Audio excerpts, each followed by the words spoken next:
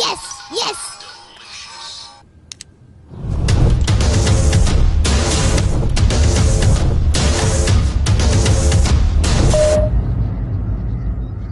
नानी नानी रे, ए नानी नानी रे नानी। का रे का ह? मामा फिर से पैसा निकालने वाले। फिर से पैसा निकलले बा? कता ना? कुछ ना 10,500। हे भगवान, ये तो लड़का बुझात बर्बादे करके छोड़ी है। यस, केकर मैसेज आ गई मामा के। नानी नानी अब की बार 8,000। हे भगवान, अब तो कुछ सोच ही के पड़ी। केकर मैसेज आ गई। नानी नानी फिर से मामा पैसा निकालने वाले। केता ना? 30,000। ना हम खाए ना गुडुआ के खाए दे। हम बता देतनी, देतनी नाना का फोन लगाओ। ठीक बा, ला। बाला की माई खुश रहा हमार बाबू। सुना ना, ये तो नासपीटा हमनी का बर्बादे करके छोड़ी है। सारा बैंक का पैसा निकाल निकाल उड़ावता। तू कबले आईबा? माई चिंता मत कर, रिटायर हो गल हई। 2 दिन में रुपया पैसा लेके पहुँचता नहीं। ए बाबू, लागता कि हमनी के दीवाला निकाल के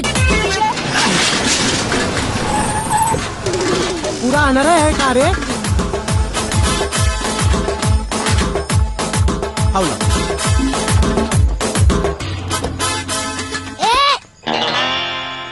एन्ने केन्ने रास्ता तो अन्ने बा।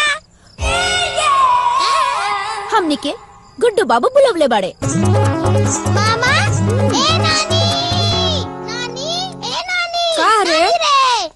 का रे? मामा लड़की बुलवले बाड़े। हाँ, चला नानी चला आओ। चल। अरे सरवा, जांगर चोर बाड़े का रे? खाना नहीं की खा। दिन देखल बाकी रहला। का हे भगवान। चल चल चल, हाई पकड़ पकड़। चला नानी। अच्छा का रे? ऊ तो बलेला बढ़लही बा। हाँ। आ तोहनी का तो ओकरो से बलेला बड़ा सन। भाग यहाँ से, भाग। दादी, भाग यहाँ से, भाग। भाग यहाँ से, भाग ना तो। आज हमार लाश गिरी आ चाहे जेल जाए, बाकी तोहरो लोगन के सुधार के छोड़ा। भाग, भाग, भाग यहाँ से, ठोकने के भाग, भाग, भाग।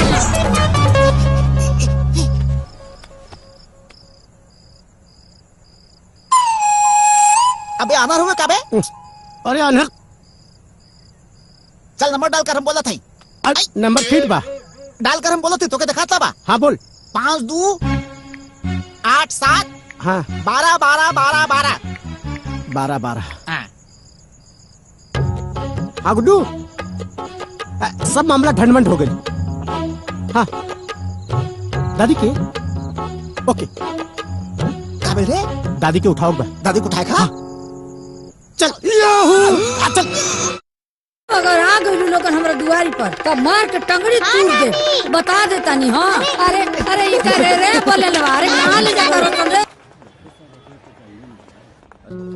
Good morning doctor. Zubaida good morning. Bed number 2 के बीपी चेक कर ली। हाँ जी। बेड नंबर 3 के शुगर लेवल बढ़ल बा। बढ़ल बा का हो गई मैडम? नो नो नो नो नो। कार हरी यार यस यस यस हाँ, यस। जी। बेड नंबर 2 के बीपी और बेड नंबर 3 के शुगर। यस। और लेडी वार्ड में फूल कुमारी की विशेष केयर करे बा। ठीक बा? प्रसव भइल बा जी उनके। जी मैडम। और प्रसव भइल बा। नो नो नो नो नो। फूल कुमारी ते मां बने वाला बड़ी है। जी हाँ। जी मैडम। ओफो मैडम कहाँ? मैडम वो पेशेंट के ऑपरेशन। ओह जी बिल्कुल। मिलते नहीं ऑपरेशन वार्ड में। जी मैडम जी। आओ जल्दी। जी आवता नहीं।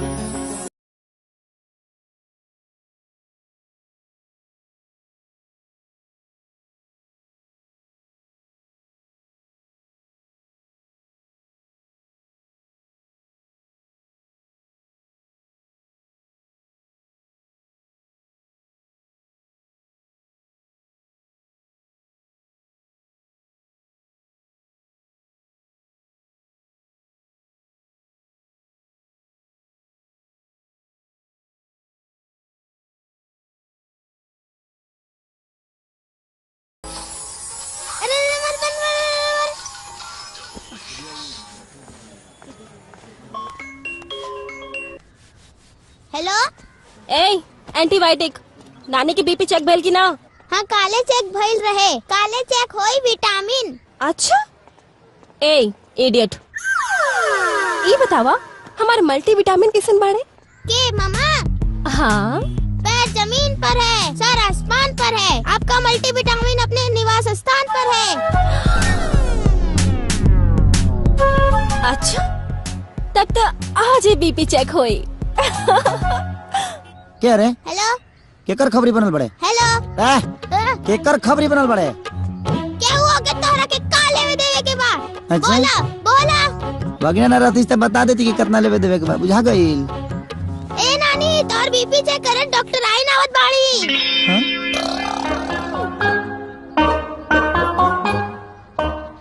वो यहाँ आवे उससे पहले निकले के पड़ी।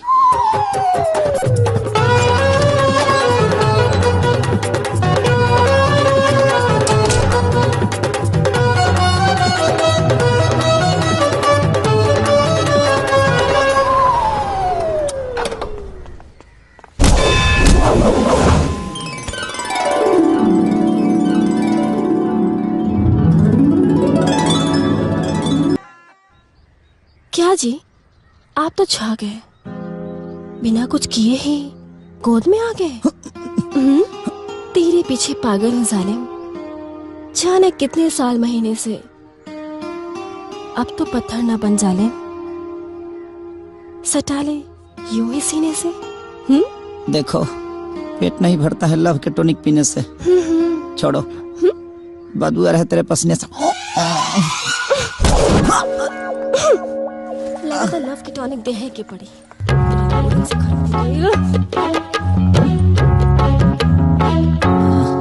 माइट ना रही तो हादसा हो जाता आज।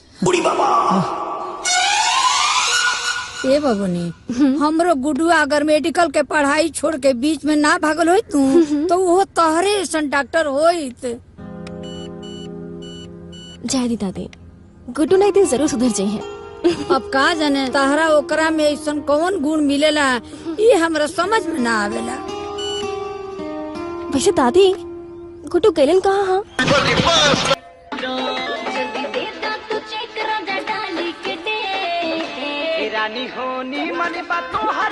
अरे 24 घंटा खाली हमारे नाम से तोरा एफएम के स्टेशन चालू होला। अते अपना बेटा के घर तुम नहीं देखो का रे? तोरा अपना बाप के बाप कहे में शर्म आवेला का? शरम? ये इतना ना घिना देला बड़े नु कि का मुंह में करिखा लगावे के मन करता। बतावा ऑर्केस्ट्रा वाली के मुंह में पैसा धरावता रे, आ कमर में हाथ डाल के लपकावता रे।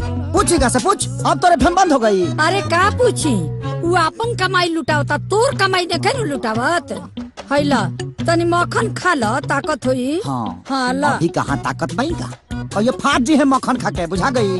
अब तक ना पूछबे कि कहे ऑर्केस्ट्रा में जाके हिलावता रे। अब हम इनका से ना पूछब, अब हम तोरा से पूछब। रे झुंझुनुआ तनी खाता बहिले होता ले आवे एकरा के सुनाओ। कृपया ध्यान दे। बाबूजी ध्यान दे देब नु तहिया त दुनिया में ना रहबे। बुझा गई? अरे रुक जा। गुड्डू बाबू द्वारा एक हफ्ते में बर्बाद की गई राशि 2,16,000 मात्र है। अरे मत मार रे एकरा के, मत मार। अरे मत मार रे, हाथ कापी। सब रखबे हमार। अरे कुकुर, अरे तू भगिना के ऊपर हाथ छोड़ दे रे, तोर हाथ कापी रे। एगो बात बताओ, देखब सुधर बे? तोरा नजर में न तो पैसा का कोनो कीमत हो, न तो समय के। दिन भर अपना हमारा यार दोस्तन के साथ टक टक टक घूमत रहा, नाचत रहा। सुधर जो। तोरा से बात करता नहीं, सत्यनारायण बाबा का कथा नहीं के सुनावत। बेटा हमार बदकिस्मती रहे कि उचित इलाज के अभाव में तोहर माई मर गई। सोचनी कि तोरा के पढ़ा लिखा के डॉक्टर बना दी, जौना से केहू के लड़का दवाई के अभाव में टूअर ना हो गए। लेकिन तू तो मेडिकल के पढ़ाई बिचोए में छोड़ के चले आइला। तारा खातिर पैसा के पैसा ना समझनी, पानी की तरह पैसा बहनी, न कबो रोक कहनी न टोक कहनी। जौन तुहार मन करस तौन कैला। बाकी तू हमरा भावना के कबो कद्र ना कैला बेटा। ए बाबू, ई तारा भावना के कदर का करी? जब ई तारा के कुछ बुझते नहीं खे तो ई भावना टावना के का कदर करी हो? हाँ तो ठीक बा, ना करे तो कान खोल के सुन लो। अब इन जमीन जायदाद रुपया पैसा घर द्वार कुल तोहार बा, लेकिन बाकी खाते हमरा सोचे के पड़ी। हाँ सोचे के पड़ी। हाँ सोचे के पड़ी। तो का करब? हमरा के घर से निकाल देब? ना ना। हाँ तो ये नु करब कि रुपया पैसा ना देब खर्चा खातिर? ना ना वो कोनो बात ना। तो का करब? ब्याह करो। हाँ, सुनो तारा काला से हम बियाह ना करब, ठीक बा? ऐसे के हमारा भी खेले खाए के उम्र बा, आ यही उम्र में गाला के फांसी ना लगाब हम तहरा कहला से। है बेटा। हाँ गलत फहमी में मत जिया। हम तोहरा ब्याह के बात नहीं क्या करो, तब अपना ब्याह के बात करता नहीं। बाबूजी हाँ बियाह करब? हम करब। सुना तारू, अब एफएम चालू ना होई चालू। शहर में कुछ रखले बड़का वही सोच लो। हाँ हाँ ए धरती फाटा ना हम ढूकी हो। हई देख लो, तू कह तारू ना और हई मलिदा खियावा, मलिदा फाट जी है कहियो मलिदा खा के बियाह करिए। दिमाग हमार खराब नहीं क्या भाई, इनकर खराब भइल बा, इनकर। घींचो लो खा के फाट जा। अरे चल फाट जा। बाबूजी बताएं भैया। तनी लेटेस्ट मोबाइल दिखाओ भाई। ये है भैया लेटेस्ट मोबाइल।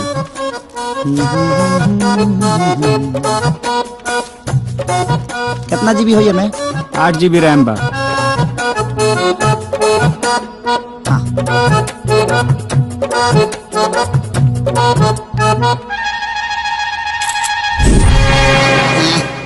कैमरा बड़ा मस्त बा भैया। पैसो मस्ते होई। सही कहा था हुआ। कितना दाम बा भाई एकर? 29,600 रुपया भैया। 29,600। कोनो बड़का भारी बात नहीं के ना। ला हाई कार्ड ले ला। पिन नंबर डालिए।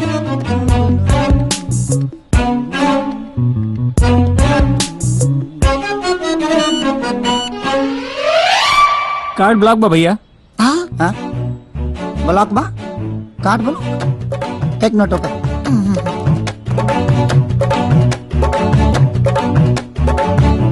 कस्टमर केयर सेंटर में आपका स्वागत है। जी देखिए वो हमारा कार्ड ब्लॉक हो गया है। आप अपना नाम बताइए प्लीज। जी गुड्डू। गुड्डू? जी जी जी। लेकिन इसमें तो राम प्रसाद लिखा हुआ है। जी हम उनके बेटे हैं, सपुत्र। सर कार्ड तो उनके नाम पर है, उन्होंने कार्ड ब्लॉक कर दिया है। कैसे ब्लॉक कर देंगे? कार्ड तो मेरे पास है, आप कैसे ब्लॉक कर देंगे इसको? देखिए गाड़ी किसी की हो लेकिन सवारी तो हम ही करते हैं ना।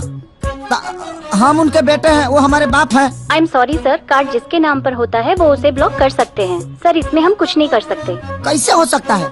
एक काम करिए, छोड़िए 10 मिनट के लिए खाली ब्लॉक हटा दीजिए, हम मोबाइल ले लेंगे फिर ब्लॉक कर दीजिएगा। सर यही हमारा नियम है कि जिसके नाम पे कार्ड होता है बस वही ब्लॉक कर सकता है और वही चालू कर सकता है। देखो तुम्हारा नियम 370 वाला नहीं है जो नहीं हटेगा, आखिर वो हटा ना। 10 मिनट के लिए हटाइए ना कि हमारा काम हो जाएगा ना रे। हाँ sorry sir, I can't help you at this moment, your time is up. Hello hello hello, काट दे लॉस।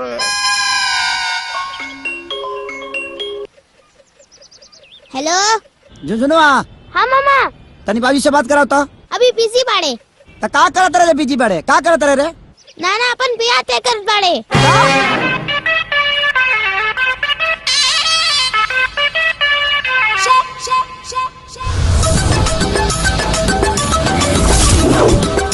हाँ तो जजमान आज से 8 दिन के बाद ज्येष्ठ शुक्ल सप्तमी दिन शुक्रवार तिलक खातिर शुभ दिन बा। क्या बात? और आज से 10 दिन के बाद ज्येष्ठ शुक्ल नवमी दिन रविवार शादी खातिर बहुत शुभ दिन बा। जय हो जय हो। देखा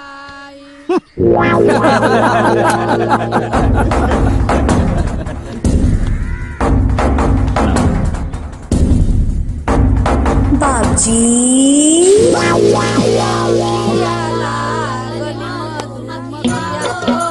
अवतारी दुल्हन हमारे बेलिया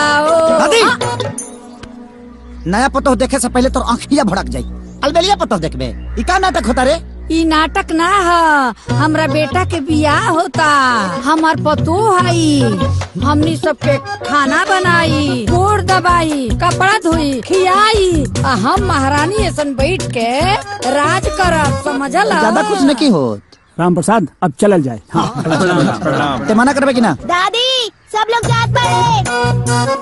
तनी सुन ला, तनी सुन ला दुल्हन के फूफा तब जइया, तनी सुन ला, तनी सुन ला दुल्हन के फूफा तब जइया, तनी सुन ला। दादी ई ड्रामा ना छोड़बे। ये ड्रामा ना हरे, अपना दोनों कान के पर्दा खोल के सुन ले, ये हकीकत है, समझ ले। हट जाए के अपना बेटा के आशीर्वाद देवे हमरा के।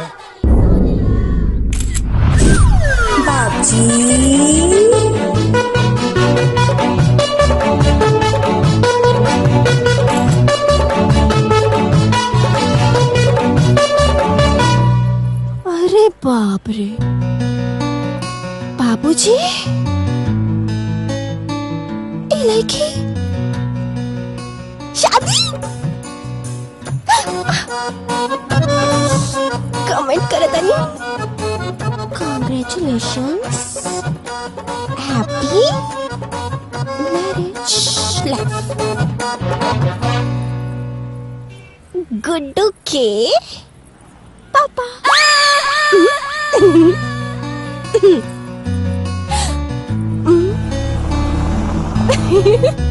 ये गोलुआ। हाँ भैया। तनी हेने आओ, हेने आओ। हाई देख, राम प्रसाद चचा के खेला। कहो ये बुढ़ोती में शादी करत है।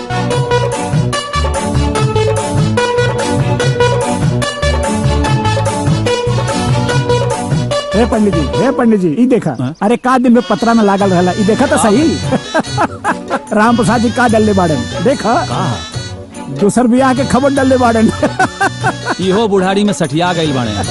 जायदा का गुड्डू सुना तानी तार बाबूजी बियाह करत बड़े का? का सुन ले बड़े? अब जौन सुन ले बानी उहे बतावत बानी।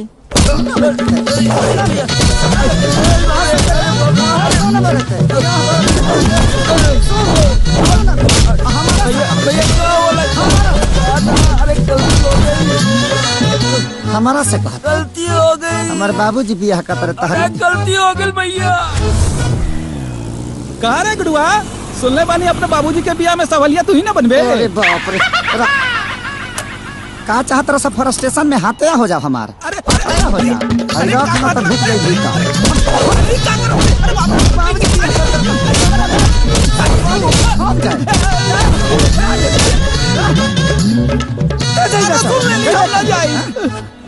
हम सुन ली है, मर्डर हो जाई, मर्डर। मुझे भैया गाँव में सुन ली है। गाँव छोड़ के भागे पर मजबूर करत। अरे बाप रे, अरे बाप रे। अरे खोस दी तलाक देवरा बाटे बड़ा चीटर, लगवा दी राजा जी हमारा लहंगा में। अरे गुड्डू बाबू, अरे मालिक के बियाहवा में बफर बाकी जनरल हो। आपके 2-3 जने के रसगुल्ला खिया क्या होता? कहाँ बफर जनरल नहीं, पतल घींच बा। आ जब तक ले तरह के घींचे ना तले पूरा ना हो। पतल घींचे खाई दे, खा ले। अब तक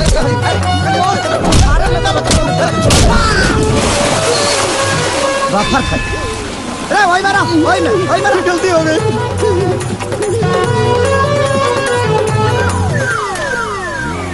अरे का भाई कुछ गलत बोल देनी का हो?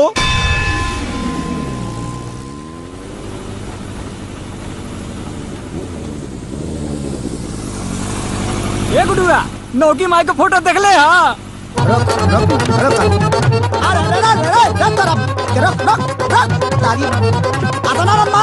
फाट जाई।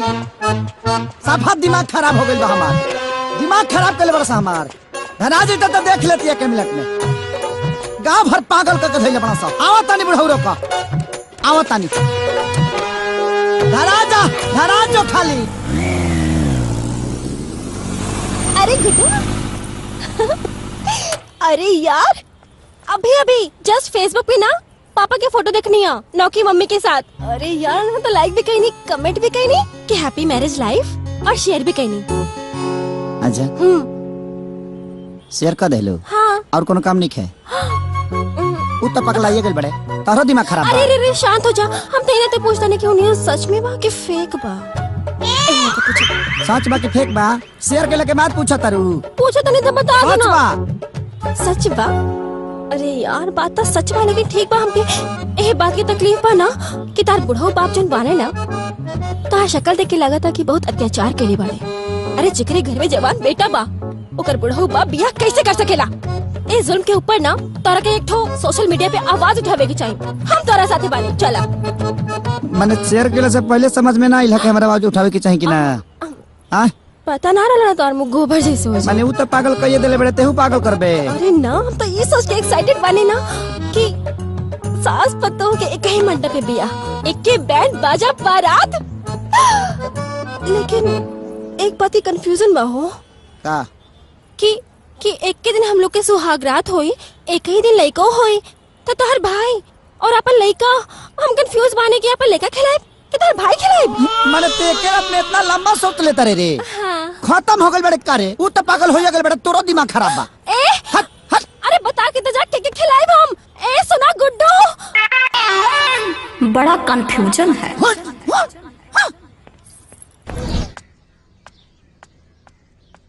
माई खाना वाना बन गइल बा? हाँ बबुआ खाना बन गइल तनी ले आओ, भूख लागल बा बहुत तेज। ठीक बा तनी ले। बहुत तेज भूख लागल बाटे। अच्छा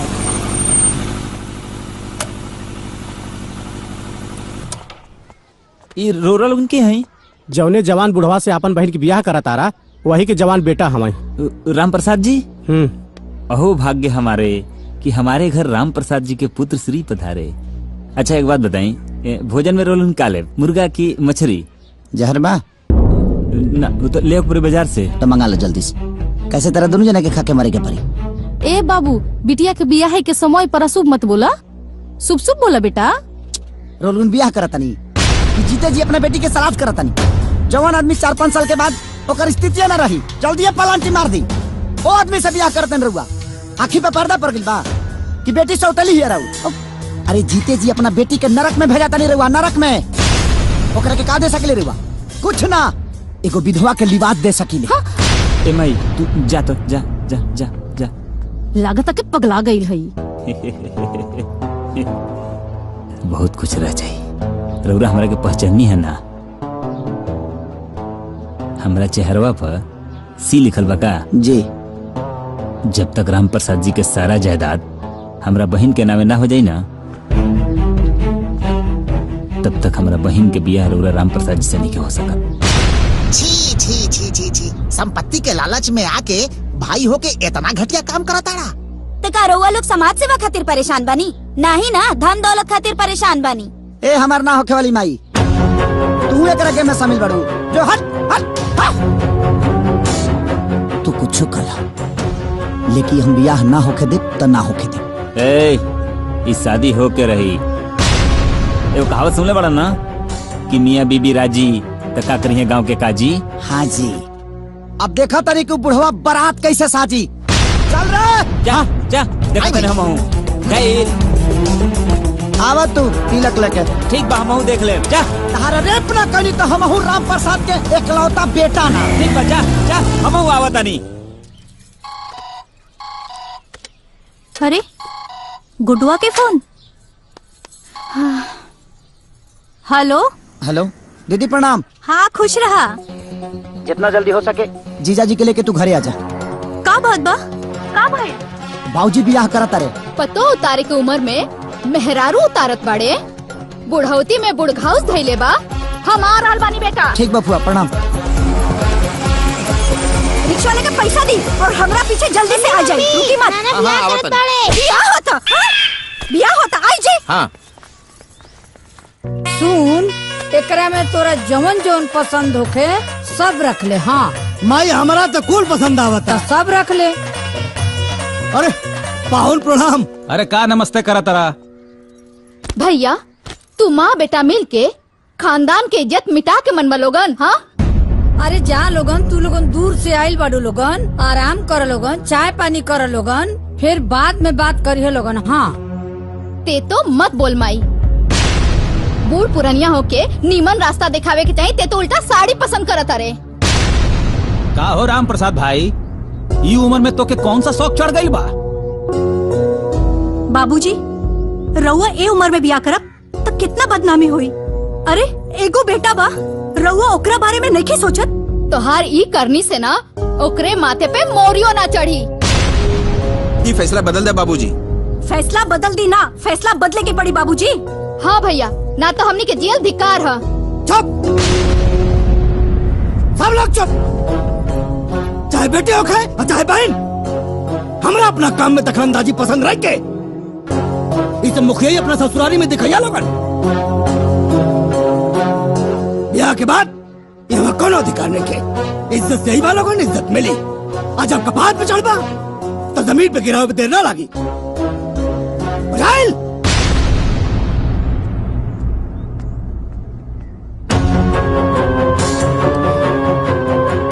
हम इतना मूर्ख नहीं थी कि हम क्या हमारा औलाद सिखाई। जवान करा था नहीं, ठीक करा था नहीं। यह हमारा फैसला बा।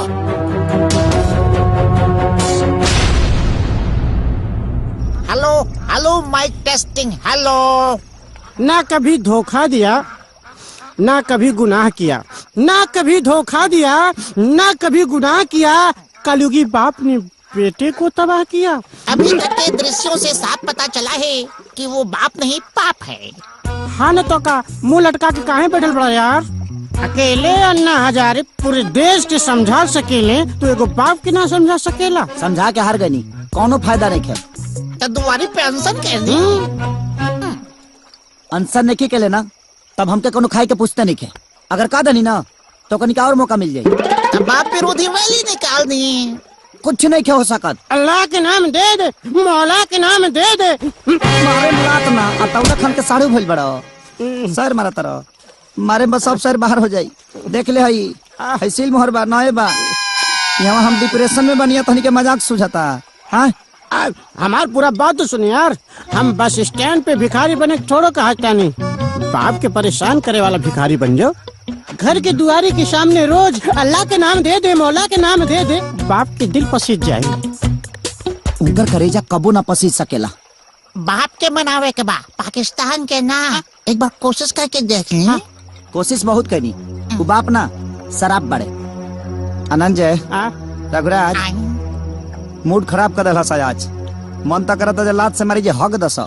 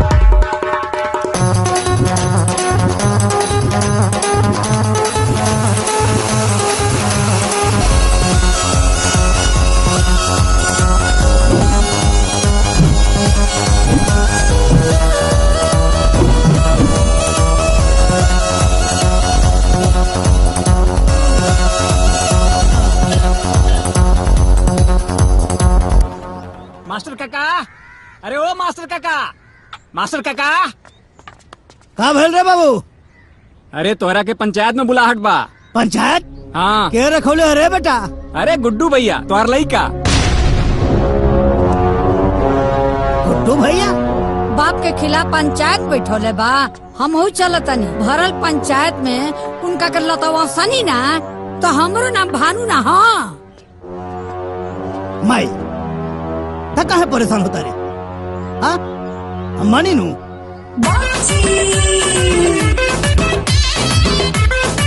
चिंता मत कर, हम सब देख लेंगे। राम प्रसाद जी, तू इतना समझदार जरूर बाड़ा कि अपन अच्छा बुरा उचित अनुचित समझ सकेला। ई उम्र में ब्याह करल का उचित बा? अरे पहला प्रतिष्ठा के हनन आ दूसरा उ लड़की के जीवन के बर्बादी। अरे राम प्रसाद ये बिल्कुल अनुचित बा। अरे मुखिया जी, ये बियाह में खाली है शामिल नहीं खौन, हमार दादियों बियाह वो करो ना पतो हो चाहिए। अपने 4 दिन के जिंदगी के खुशी के खातिर अपने जवान लड़का के जीवन काहे बर्बाद करे पे तुलल बाड़ा? ई गलत है, एकदम गलत है।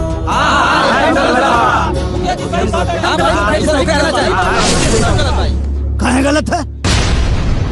मुखिया जी, कौना वेद शास्त्र में लिखल हो कि आदमी अपन जिंदगी अपना हिसाब से ना जी सकेला? बोला। लेकिन अपना उम्र के भी तो ख्याल रखे के चाहिए ना। अब मुखिया जी पंच के बीच में का बताई? अकेले मिलबा तो सब बात बता दे। और हाली पंचायती के बात तो भाई उम्र में हम ब्याह काहे ना कर सकीला? ब्याह के कोनो उम्र होला का? ही करे तो रास लीला, हम करी तो करेक्टर ढीला। जौन पंच बोलौले बड़ा गुड्डू बाबू, ये हमार बेटा ना हवे, ये हमार बाप हवे, बाप। इनसे बड़ा नकारा हमारा खानदान में क्यों ना भइला आज तक? इनके डॉक्टर बनावे खातिर भेजले रहनी, बीच में छोड़ के चले आइले। पूरे पैसा के सत्यानाशी। इनके पैसा दा देखा हीरो बन के घूमत हवे, जूता कपड़ा सब चाहिए इनके। एटीएम मशीन में से कुल पैसा खाली हो गई। हीरो बन के घूमत हमारा लत्ता बिन बा तू। तुहारू करम बा कि एक दिन तू नकारा बन के घूमबा। ये बेगैरत इंसान हवे। देखा हमारा ई पंचायती मंजूर नहीं की।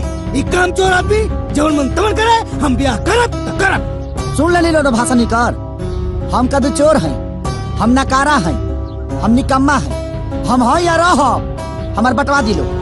अच्छा क्या दूर खरीद ले बड़ा? क्या दूर खरीद ले बड़े? ले दे कि तो पुरखा पुरनियन के को घर बा 5 कट्ठा के बांट ले ले एक हिस्सा हुई में। अब बाकी रहल अपन धान जौन अर्जित कैले बानी नू, और मन एक चवन्नी ना मिली तोरा, एक चवन्नी। ए हेलो, ए एहसान के हमके कोनो जरूरत नहीं है। जहाँ तक लेबे के सवाल बा तो से ले हम ना छीन ले, लेकिन एकर फैसला आप कोर्ट करे। अरे गुड्डू, ए बेटा कहाँ जात बा? जा कोर्ट में। ए में कौन बड़का बात बा? ऐसन ऐसन केस में तो हम रोज डिग्री करावे नहीं भाई। वकील साहब, मतलब गुड्डू के केस में डिग्री मिल जाई? अरे पहल के सुनवाई में हम डिग्री रउआ के हाथ में दे के भेजो। वकील साहब 1 मिनट, अगर रउआ इतना कैपेबल बानी तो राउर नाम कमीना प्रसाद कमीना, हाँ माने राउर नाम कमीना प्रसाद काहे पड़ल? अब देख, रावण बहुत बड़ा ज्ञानी रहे, तो लोग ओकरा के राक्षस काहे कहत रहे। फिर वैसे ही वकील के जात थोड़ा बदनाम बा। वैसे हमार नाम कमला प्रसाद बा। अच्छा, ई पुकार के नाम कमीना हो ना भाई, कमीना हमार ब्रांड हो गईल बा। आओ ना कुछ खाइल पियल जाओ नेचर के हिसाब से। अरे रउआ लोग चिंता जिन करी महाराज, एक बार जब हम केस ले लेवे नी तो समझ लो हमार हाथ से वो केस कहूँ जाई ना। जीत के ही दम लेवा तनी। 6 गो समोसा पार्सल करो। अच्छा देखा भाई, हम तहार पेपर पूरा बनवा देले बनी जी, ठीक बा? तहनी लोग एगो प्रूफ लेके आ जा, जे में तहार नाम और तहार बाबूजी के नाम राम प्रसाद लिखल हो, बस ठीक बा? आधार कार्ड चली? अरे दौड़ी भाई दौड़ी, काहे के प्रूफ के मामला में आधार कार्ड सबके बाप कार्ड होला। अनु हो गईल, चलो चलो चलो। और देखा स्टाम्प पेपर लेवे के बा और रजिस्ट्रार के पैसा देवे के बा और हमार फीस भी बा। तो निकाला तब तक। हाँ लाओ। बात ऐसा बना कि बाबूजी हमारे एटीएम ब्लॉक करा दिले बड़े, जैसे कुछ व्यवस्था होता हम लिया के दे देब रुआ के। ऐसा मामला बा? हाँ। ओ तय काम करी, कानून से चले के पड़ेला सब कुछ ना।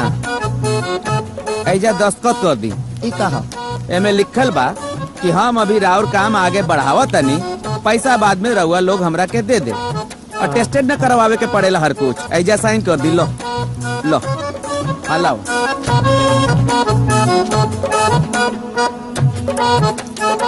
ठीक बा जी, चलो। साहब पैसा पैसा। ए भाई पैसवा ना देहनी, पैसवा दी। अरे यार पार्सल तू लेला तो पैसा हमने के कह के दीजा। अरे लो कर देला ना बात। कोर्ट कचहरी के कुछ नियम कानून भी होला। देखो, कोर्ट कचहरी पुलिस थाना के चक्कर में जे लोग पड़ेला, बड़का बड़का राजा लोग के राजपाट बिल में घुस जाला। पैसवा दे दो, रिवाज होला ई सब। एगो बात कही, हाँ तहर नाम कमीना के रखा? अरे कमीना प्रसाद नाम बा भाई। हाँ, कमीना प्रसाद जी ई नाम रउर के रखल? नाम हमार कमला प्रसाद बा। कमीना तो ब्रांड हो गईल बा। पैसवा दे दी, ना समझ में आई। दो ना भाई पैसवा। क्या पैसा भाई? 50 रुपया। ली ला। पुरानका अकाउंट वाला भी क्लियर कर ली। अच्छा, हनु चलो आओ। अरे चलो भाई, कोर्ट कचहरी में तो झेल।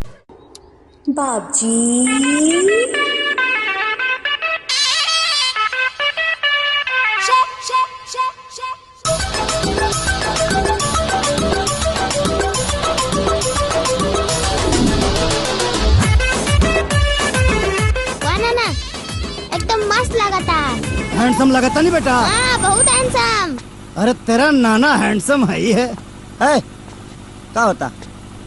वाह नाना वाह। ओ, तहे बुढ़ाओ के जेंटिंग पेंटिंग होता है। बुढ़ा किसको बोला जी? आई एम नॉट बुढ़ा। बुढ़ा होगा तेरा दद्दू। I am Ram Prasad. ओके? हाँ जी। नाचवा में का कहला सानन जे? हाँ तो गौर करिए। सीमेंट बालू से कभी मकान नहीं होता, बिना सीमेंट बालू के कभी मकान नहीं होता, और काली कितना भी पोत ले कोई बुढ़ा कभी जवान नहीं होता। हमने के पुरानिया लोग कहला कि जवन जवानी में कल जाला तो बुढ़ापा में भोगे के पड़ेला। और जवन बुढ़ापा में कल जाला जवानी में भोगे के पड़ेला। बुढ़ापा में से जवानी में केंगा जाई रे? उनकर वाला गोलियां ते खतरी मारे नीचे से निकल जाई, बुझाई? कितनो लाल लगाम लगा ले केहू, लेकिन घोड़ी ना मिली। अच्छा पुरानिया बैल के कितनो चोकर खिया दे केहू। अच्छा ज्यादा ना जोती।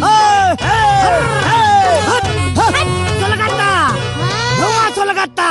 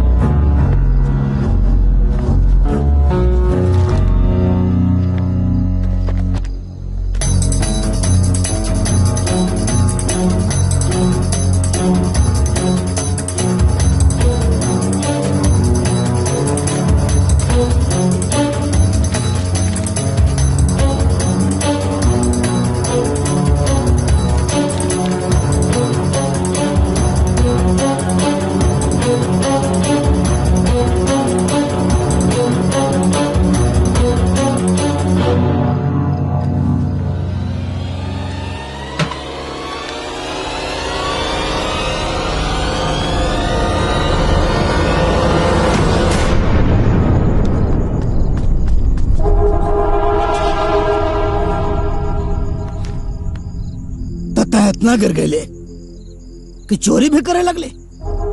कच बात देखा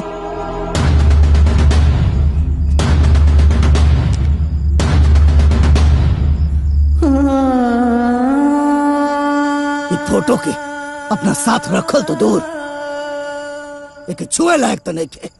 अब ये फोटो छीनने से क्या फर्क पड़े वाला बा? भगवान तो ममता के छाया हमारा सर से छीने, वैसे भी अच्छा ही कही झिंके के उठा ले, न तो आज ही तो हर करनामा देख के ना जीते जी मर जाती।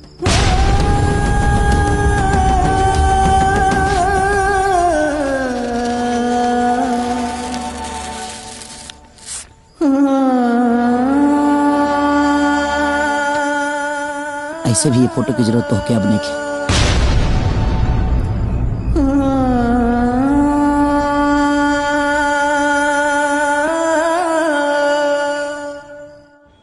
नमस्कार, हम गुड्डू और हम जाना तनी कि आज हम जौन करे जा रहल बानी वो बहुत लोग के तकलीफ दी। मैम। हाँ लेकिन एगो जवान बेटा का कर सकेला? एक गुडुआ हमरा के जिए ना दे। जब बुढ़ापा में बाप के नियत खराब हो जाए, बाप सब सम्मान के पानी में दबा दी, तो एगो बेटा का कर सकेला? ये दुख के घड़ी में हमारा अपन केहू साथे नहीं, अगर केहू साथे बा तो कानून बा। और कानून के कुछ लोग बा, जैसे कि हमारा बड़ भाई की तरह कमीना प्रसाद। हाँ, कमीना प्रसाद जी। यहीं के सहारे हम आज कोर्ट में आयल बनी, अपना हक के लड़ाई लड़े खाती, अपन हिस्सा लेवे खाती। हम जानता नहीं कि थोड़ा सा ही दुख बा हमरा खाती। अगर ये उम्र में बाप ऐसे खरी तो एगो बेटा पका गुजरत हुई, वो लोग सब समझतो कब। मुखिया जी तनी हाई देख ली, गुडुआ अपने बाप के खिलाफ कोर्ट में केस करे जा रहा बा। और कमीना प्रसाद जी हमरा साथे बनी। पंडित जी कलयुग है, कलयुग, कुछ भी हो सकेला। हाँ बेटा। मामा तोहरा पे केस करे बाड़े। नानी केस कइले बा। नानी मामा नाना पे केस करे बाड़े। हाँ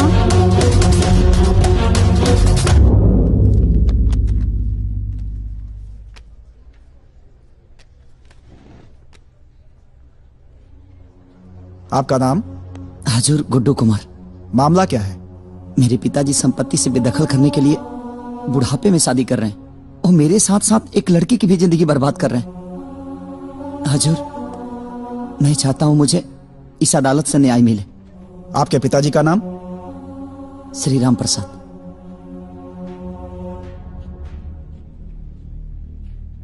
आप झूठ बोल रहे हैं। क्या? आधार पे आपके पिताजी का नाम श्री राम सेवक प्रसाद है।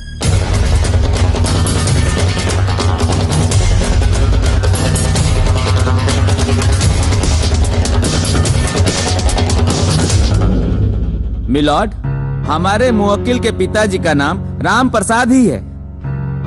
आधार कार्ड में टाइपिंग मिस्टेक की वजह से कुछ गलत प्रिंट हो गया है। गलती चाहे जो भी हो, लेकिन इस आधार कार्ड के साक्ष्य के अनुसार राम प्रसाद गुड्डू के पिता नहीं है। अब इसलिए अदालत गुड्डू को अगली सुनवाई में असली कागजातों के साथ उपस्थित होने का हुक्म देती है। Court is adjourn. हो जाए बाद में एंग होई हो जाए। आवो तो सही, आवो। डांग के पेपरे तैयार ना रहे और चौल देला अदालती कार्रवाई में भाग लेवे खातिर। अरे पहिल के सुनवाई में जज साहब के शक हो गई ना यार। अरे यार ते में हमार कौन गलती बा? आधार कार्ड हमारे घरे बनेला। कौना दुनिया में रहेला महाराज? हतना दिन से आधार कार्ड लेके पॉकेट में घुमा तोड़ा, ओमे का लिखल बा ना लिखल बा लौकल नहीं खे कबो। डॉक्टरी पढ़े वाला और आधार कार्ड न देखला अपन। अरे पहले ही सुधर गईल रही तो अब आज ही लफड़ा न भइल रही। अरे तो पहले ना सुधरल तो अब सुधर जाई। हाँ चल आधार कार्ड ऑफिस पर। सुना ये आधार कार्ड ऑफिस सेकेंड सैटरडे के हाफ टाइम हो गई, मतलब बंद हो गई हुई। अभी बहुत जोर से भूख लगल बा, दबा के खाए के मन करता है। भूख लागल। एगो काम करस, तानियो को खा लिया सा और किलो साहब के भर पेट खिया दिया। ठीक है।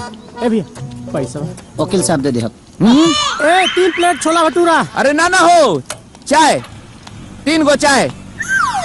हाँ भाई, हम अपना पैसा से खाली चाय पिए नहीं, बाकी सब क्लाइंट देला। बैठो। कमीना बस पार कर। आज काम हो जाए ना? हो जाए। क्या बात है? ये आधार कार्ड में फादर्स नेम करेक्शन करवाए के बा। हो जाएगा तो कर दीजिए। रजिस्टर मोबाइल नंबर है ना? हाँ है। जो करेक्शन करवाना है लिख के दे दीजिए, 1 हफ्ते के बाद हो जाएगा। अरे यार 1 हफ्ता बाद अब तब ले तो के पता बस सारा खेला ही बिगड़ जाये हमारा। अरे भाई ये सब काम यहाँ नहीं होता है, सरकार के पास भेजना पड़ता है और टाइम लगता है, जिसके कारण तब तक अपना खेला चलाइए।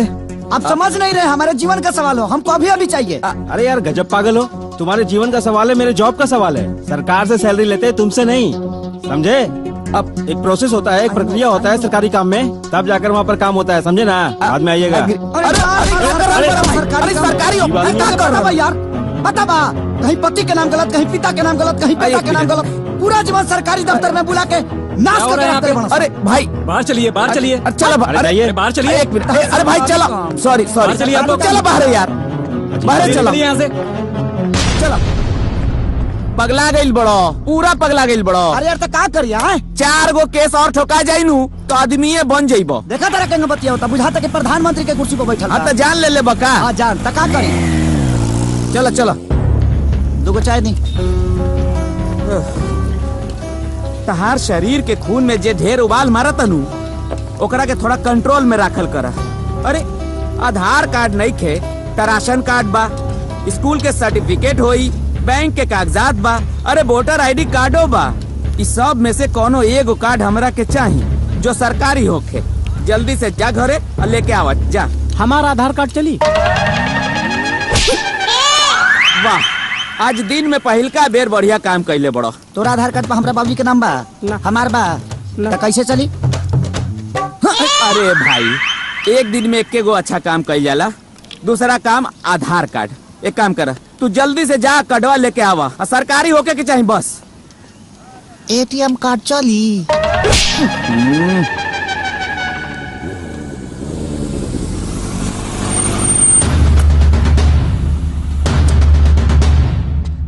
रुका मामा, तार एंट्री नहीं खे।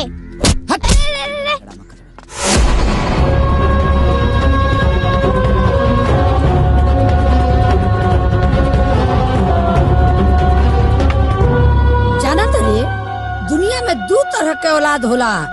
एक सुपुत्र जे अपना माई बाप के तीर्थ प्रयाग ले जाला, आ एगो तोरा ऐसन कुपुत्र जे अपना माई बाप के कोर्ट कचहरी घुमावेला। समझ ले? खबरदार जो ये घर में घुसले, तोरा ऐसन कुपुत्र के हमरा घर में कोनो जगह नहीं के। चल बाहर निकल। हमके माफ कर दे दादी, हमसे बहुत बड़ी भूल हो गई दादी। हमके बहुत पछतावा दादी, बहुत पछतावा। ये सोच ले है ना, गुडुआ आई तोरा गोड़ पगिरी, गिड़गिड़ाई, माफी मांगी तो सॉरी, ऐसा कुछ ना होई। आज ले नहीं गुडुआ के बर्दाश्त कैले बा और ना ही करी। हमहू राम प्रसाद के बेटा हई। तो जरा बुढ़ारी में इतना पावर बा तो सोच हम तक जवान बानी। अब जब तक ले कोर्ट के फैसला ना भाई तब तक ले दरवाजा पर पैर ना रखब। हमार बात दे। बात दा? ये घर हमारा कमाई से बनल बा। घर तोहरा कमाई से बनल होई, लेकिन दुआर पुश्तैनी हो ना, एमे हमार हिस्सा बा कि ना?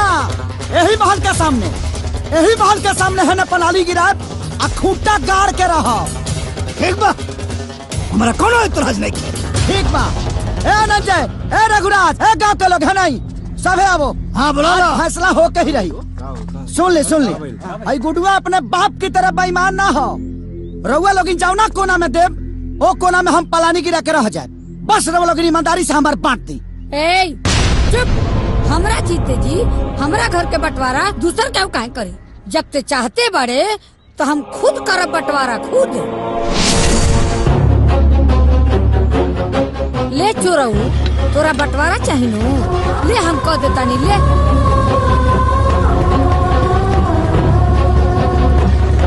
ए दादी, ये तू बहुत गलत करत तारू। हमारे गुड्डू भैया के भगवान राम जैसे बनवास भेजे तारू। गलत करत तारू दादी, हमार बात तो सुना।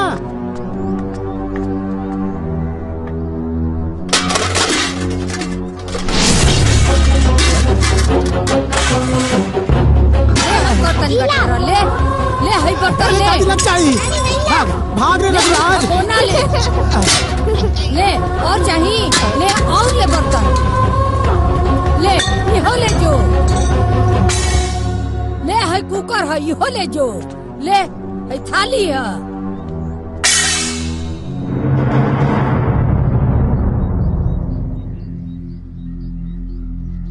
आज के बाद ते हमार बेटा ना पट्टेदार है वे।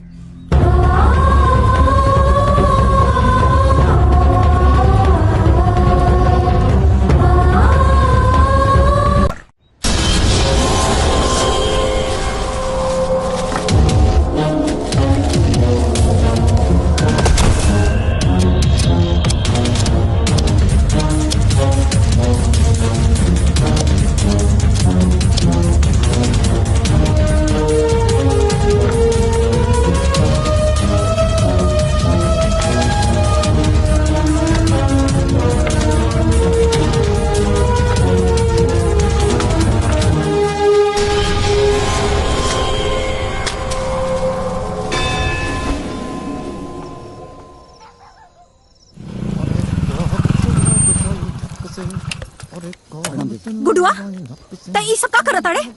अरे रह के तोरा दिमाग पे भूत सवार हो जाला। ते बाबूजी से दुश्मनी ठनले बाड़े? हाँ?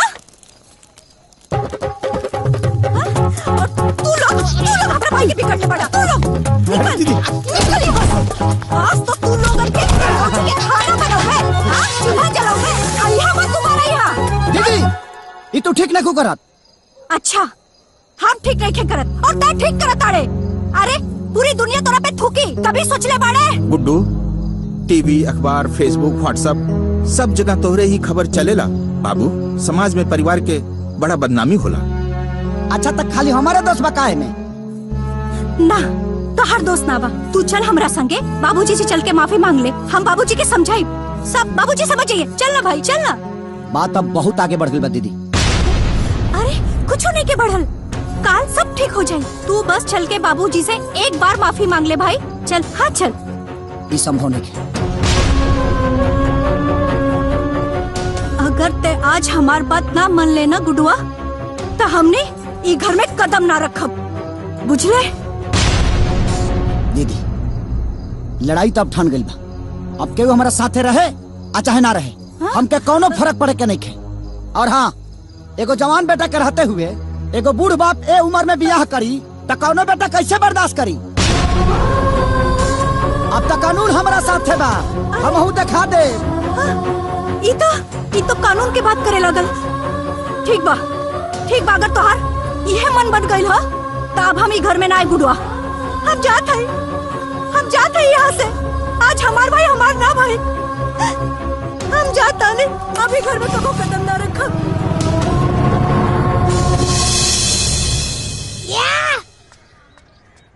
ए नाना। हाँ बेटा। यहाँ आवा बैठा।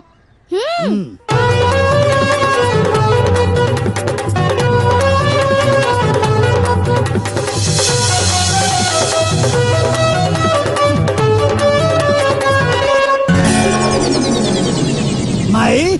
हाँ बाबू। कहाँ गए रहले हरे? अरे गई रहनी है, सगुन उठावे के बा, गीत गावे के बा, हल्दी कूटे के बा, लड्डू बने के बा, बड़ी काम बा। मेहरा लोग को बुलावे गई रहनी है। माई कुल धोती साड़ी आ गई कि ना? आ गए। सही वाला कपड़वा? हाँ सब। जेवर कुल बन गई बाबू। हमार शेरवानी आयल कि ना रे माई? अरे आ गई बाबू। अब मर्सिडीज गाड़ी बुक हो गई हमारा खाते। सब तैयारी बा एकदम। माई तैयारी बढ़िया होके के चाहिए, कहे से कि दुल्हा बन के जाई ना। हाँ और तो पूरा जवार देखो। सलंदर जी मालिक। कार्ड कहाँ बटाइल? अब आज से शुरुआत करे जाता नहीं मालिक। क्षेत्र जवार में केहू के घर बचा के ना चाहिए जी। सुन, कार्ड की शुरुआत सबसे पहले अपना सबसे खास आदमी के द्वारा करी है। जी मालिक। जो बाकी तैयारी माई बढ़िया होके के चाहिए। हाँ तू निश्चिंत रह। हाँ, छेना वना कुल मंगा ला, मिठाई उठाई, रसगुल्ला, चमचम, जवार खा के मस्त हो जाए। समझ ले, तना बढ़िया मिठाई होके के चाहिए। सबसे खास आदमी शुरुआत करे के होखी गुड्डू बाबू से। मालिक के खास आदमी रउआ से बढ़ के तो केहू ना बा।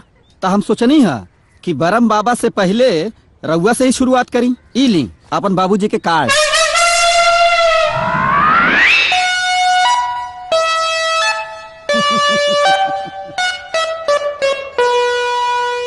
पक्का मूड बना के बाकी आज लात खाई।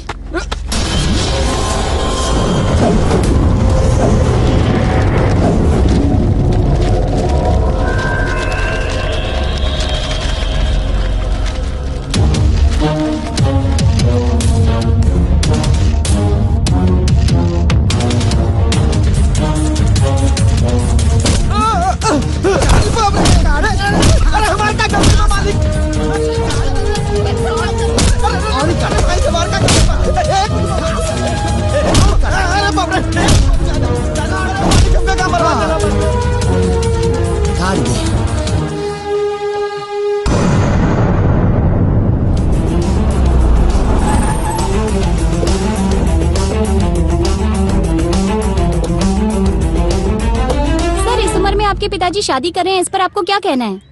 ये सवाल आप मुझसे करें, ये सवाल जाकर उनसे करिए। शादी होती है अगर उसका देखने वाला कोई नहीं हो, करने वाला कोई नहीं हो। लेकिन अगर एक जवान बेटा के रहते हुए अगर एक बूढ़ा बाप शादी करे तो एक बेटे पे क्या गुजरती है वो बेटा ही जानता है। अरे जिस उम्र में नाती पोता के उंगली पकड़ा के दुनिया के अच्छी शिक्षा देनी चाहिए, उसे अच्छा रास्ता दिखाना चाहिए, उस उम्र में एक बाप अगर शादी करे अपने जवान बेटा के रहते हुए, तो उस बेटा को तो धरती फाड़ के घुस जाना चाहिए। दुनिया कुछ भी कहे कुछ भी करे, मुझे कोई फर्क नहीं पड़ता। मेरी जिंदगी है, मेरी खुशी है, मैं अपनी जिंदगी अपने हिसाब से जीऊंगा। मेरी मौज है। इसका मतलब आपके हिसाब से ये गलत है? गलत है, ये मानवता का चीर हरण है, गलत ही नहीं है। चलली कौशल्या रानी बेटावा भी आए हो, दहके चिड़ैया उड़ी लागेली आकाश हो। देखिए, ये अपने आप में एक बहुत ही अनूठा केस है। एक बाप को साबित करना है कि ये मेरा बेटा नहीं है, अब बेटा को साबित करना है कि यही मेरे पिताजी हैं। लेकिन हम आपको आश्वस्त करते हैं कि न्याय प्रक्रिया में हमारा पूरा विश्वास है। मैं अपने मुवक्किल गुड्डू कुमार जी को न्याय दिलवा कर ही रहूंगा। थोड़ा सा इंतजार कर लीजिए, कोर्ट की कार्रवाई अभी चल रही है। ठीक है, धन्यवाद।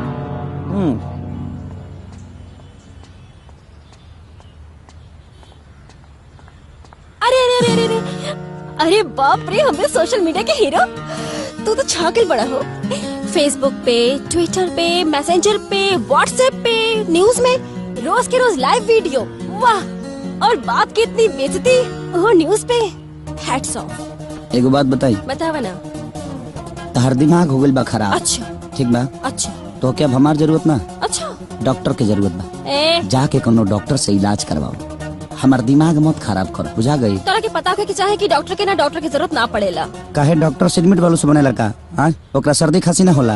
इतना दिमाग तनी शर्म करा ना, काहे के बेमतलब के दिमाग खराब केले बड़ू हमार? शर्म तोहरा क्या आवे के चाहिए? तो के शर्म ए ले आवे के चाहिए कि तू डॉक्टर ने के दिल के साथ रोज के रोज खेला खेला ताड़ा। अरे हम तोरा से प्यार करे नी, और तू हम के हर अटैक खा जाए ना एक दिन, तो तू बस बुलाओ रह जाइए, हम बिल्कुल ना आए।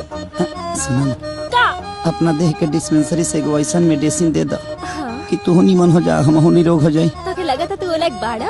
हाँ दे दा ना। अरे हटा ना। दादा रे बक, बिल्कुल मेरे पीछे मत। कितना देर लेता, हम आज तक केकरो इंतजार।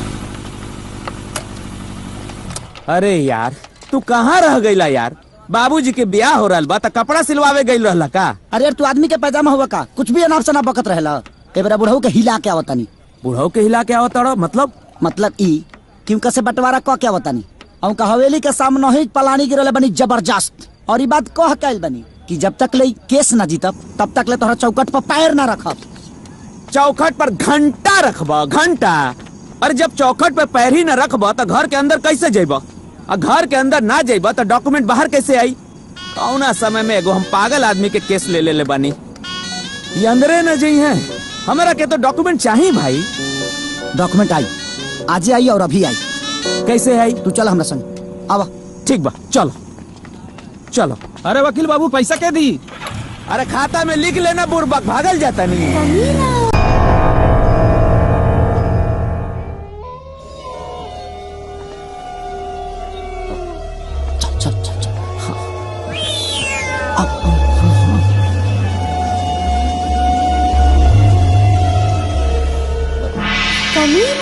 हमरा के कहाँ लेके जात पड़ा यार? अरे यार, कमीना साथ जी। अच्छा ही बताओ, हम अकेले आती कोई गो कागज लेके जाती, वो असली हो कि नकली हो हमके कैसे पता चली? अब तू साथे आई बड़ा, कौन असली बा कौन नकली बा पता तो कर लेबो। वकील तो तारा होके के चाहता। गलती से तू हो गेला। हाँ। अब अपन नाल अपना मुंह में डाला। का डाली? अरे यार, मांस डालो। हाँ।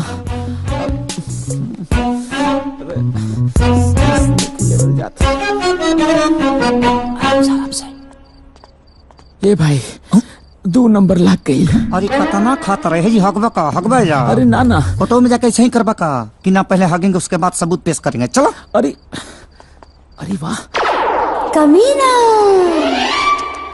अरे यार कमीना। प्रसाद। हाँ प्रसाद। जब तोरा 2 नंबर लागल बा त घुसल जरूरी बा, हगबा है जी। देख के लालच आ गइल है। चल, जना काम खतेल बड़ा भूल गेला। चलो। हाँ।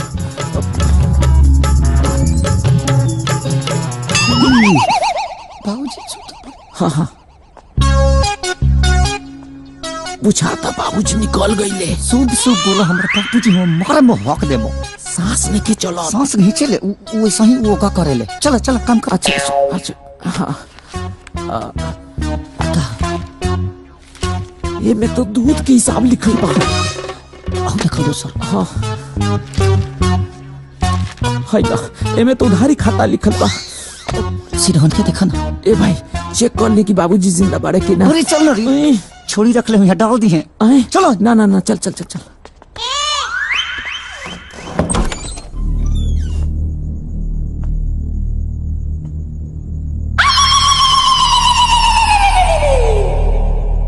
अरे जाना दूसरा तुमको मैं दिखाओ।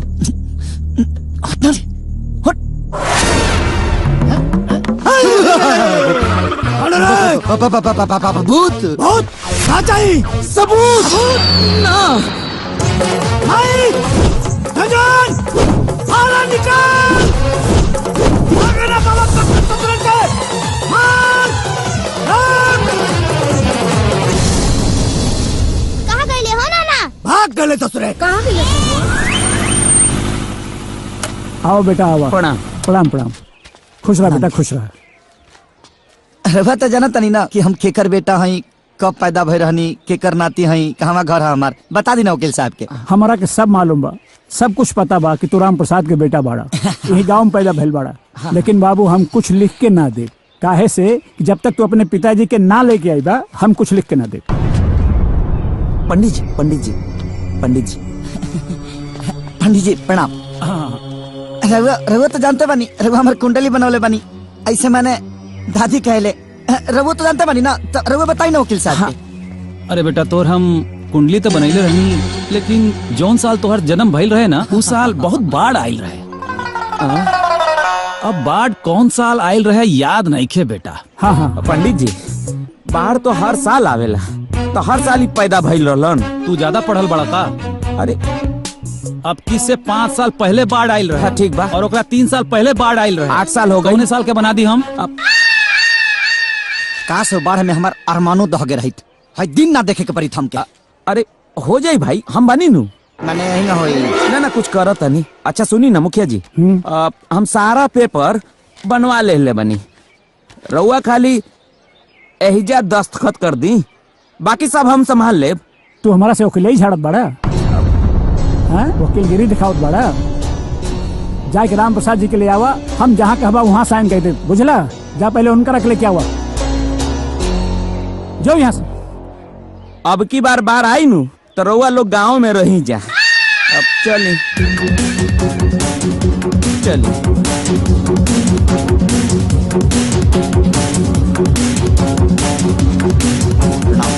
हाँ खुश रह खुश रह। प्रणाम। खुश रह।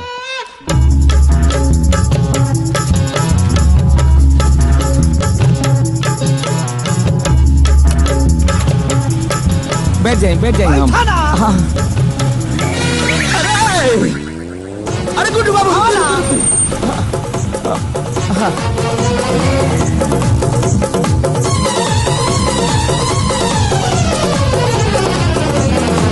सॉरी सर, आपके पिताजी के परमिशन के बिना हम कोई भी डॉक्यूमेंट्स आपको नहीं दे सकते हैं। का? अब हो जाए जीरोक्स जीरोक्स सर, जीरोक्स सर जीरोक्स भी तो ओरिजिनल कॉपी से ही निकलता है ना सर। अब ठीक बा, हो जाए, चली ना। आई यही का हर जगह होई? ना ना हर जगह तो ना होई, हम देखा था नहीं, बाद में देखा था, हम बानी नू, सब ठीक हो जाए। चल रहुआ तो यहू जी बानी, लेकिन ना भाई ना ना हो जाए। आई ना रहुआ, दूसरा दिमाग लगावे के पड़ी। आई आई आई लिविंग सर्टिफिकेटवा मिल जाई नू, काम हो जाए। क्या काम हो जाए?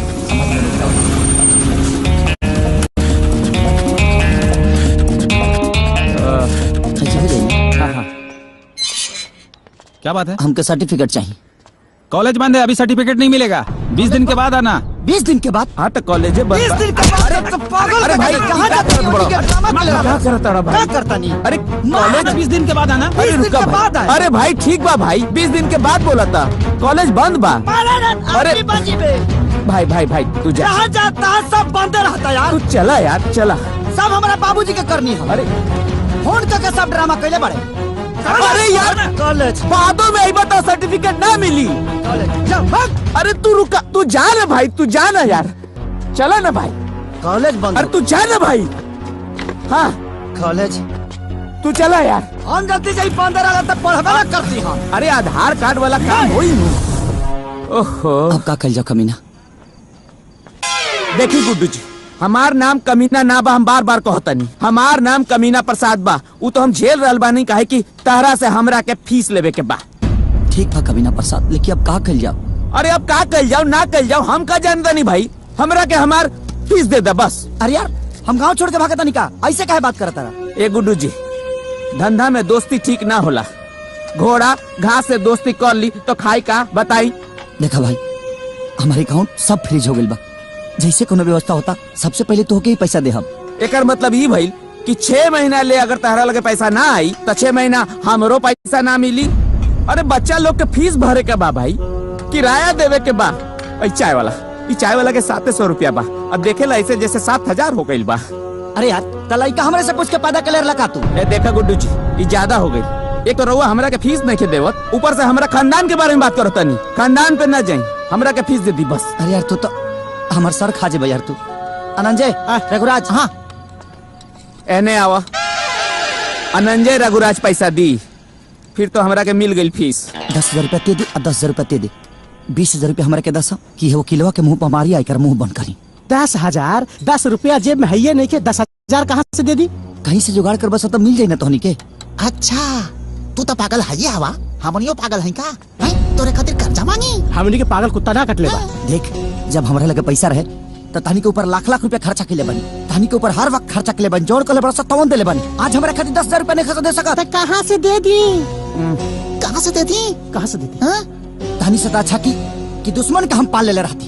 ऐसान प्रमोद देखा बर्दाश्त नहीं के होत। अरे अभी क्या हो रहा है भाई? गुड्डू देख अरे पगला गई बड़ा। अरे भाई कसम आप छोड़ दे। अरे भाई बिल्कुल हवा सता नहीं। अरे भाई चुप रहा यार। पगला क्या हो रहा है? गुड्डू अरे गुड्डू जी, ये सब करे के का जरूरत रहे? आज दुख के घड़ी में सब लोग हमारे साथ छोड़ दिया। दादी दीदी यहाँ तक लेके इतना अच्छा दोस्त भी हमारा साथ छोड़ देना सा।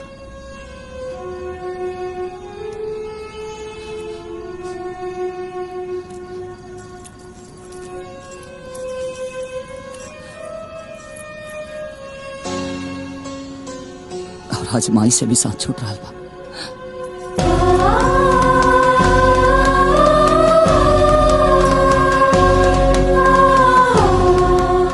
हमारे माई के घर आखिरी निशानी है। एकरा के बेच के अरे वो अपन फीस ले ले। वो सब तो ठीक बा, लेकिन डॉक्यूमेंट्स भी लावे के पड़ी। जी ठीक बा।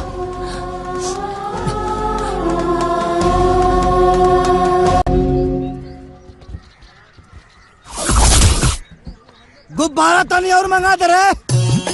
हाँ, सामान पूरा आ गई? हाँ आ गई। भागे कितना? हाँ बहुत ज्यादा हमार खाना खाए वाले आवत हुए। पूरी व्यवस्था टाइट होके के चाहिए। बाकी सजावट तो गजब भइल है बाबू। मने पहल कहो बियाह में इतना सजावट ना भइल रहे। मन प्रसन्न हो गई एकदम हमार। क्या बात। संजान इधर आओ। बेटा माई से जाके कह दो कि गांव के जमन कुल मेहरारू आयल बानी नु। आगल बानी। तो गीत गाड़ी शुरू होको। ठीक हो। बाकी प्रोग्राम शुरू होको। ठीक है। आई बतावा हमके ब्यूटी पार्लर जाए के रहल हो। वो काहे खातिर नाना? मेकअप करावे खातिर। तो हमार गड़िया आयल की ना? फोन कइले बानी। अच्छा आवत होई। जा अंदर जा, तेरी माई के बोलता। जा जा जा जा। ठीक जा। बाकी तैयारी तक जब बाड़े बाबू। काम चोर कह के जल्दी जल्दी निकाला। ये झोला लोग ही क्या करता? अरे लाठी ला रे लाठी। अरे चाचा, अरे चाचा ला मारा यह मारा के लिए। चाचा चच्चा केकरा बोल रहे? भैया भैया चाचा भैया चचा, भैया चचा, भैया चचा, हे बुड्ढा, चचा भैया, बुढ़वा जवान, बुढ़वा, अरे मालिक मरता कहा बुढ़वा जवान का होला रे? जवान बुढ़वा। हाय, मतलब आप जवान हो गए बाड़ी। अच्छा, पकड़, छोड़। तोहने यहाँ कैसे आइले ही बताओ। जे अपने हीरा जैसन जवान बाप के छोड़ सकेला, तू हमनी के काहे ना छोड़ सकेला। अभी तिलक बियाह छोड़ के वो पनौती संगे के रही। वाह, चला देर से सही अकल ते आइल। वैसे एगो कहावत बा, अगर सुबह के भूलल शाम के वापस आ जाओ तो ओकरा के भूलल ना कहल जाला। काश ये बात केहू और के भी समझ में आ जात। बेटा काम पे लगा लोगन, काम पे लग जा लोगन। बहुत दिल का लोग आवत हो। मिठाई खियावा के एकदम पूरा भंडारा। चला व्यवस्था करो, शाम में खियावा के सबके। हाँ चल अंदर। जी मालिक। तू क्या करते हो हमारा? कुछ ना मालिक, वही कलसा ढकनी दिया के चक्कर में गया रहनी, वह देख के आई नहीं। सब हो गए? हो गए। हो गए होते को बात बतावा कि पूरा इलाका जवाहर में खाए खातिर न्योता देला लोगन के। मालिक हाथ देवे जाता नहीं। अरे तो जान न्योता दो जी। क्यों छूटे के ना चाहिए जी। कम से कम 5000 आदमी खाई हैं। जी ठीक बा। और सुनो जी, जे सबसे खास हो खाए नु ओके तनी पहले बोल दियो। ठीक बा मालिक। जो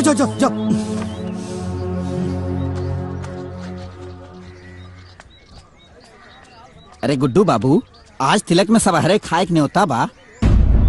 सबहरे मतलब पूरे परिवार के साथ खाए के बा। काहे कि बाबूजी के तिलक बानू।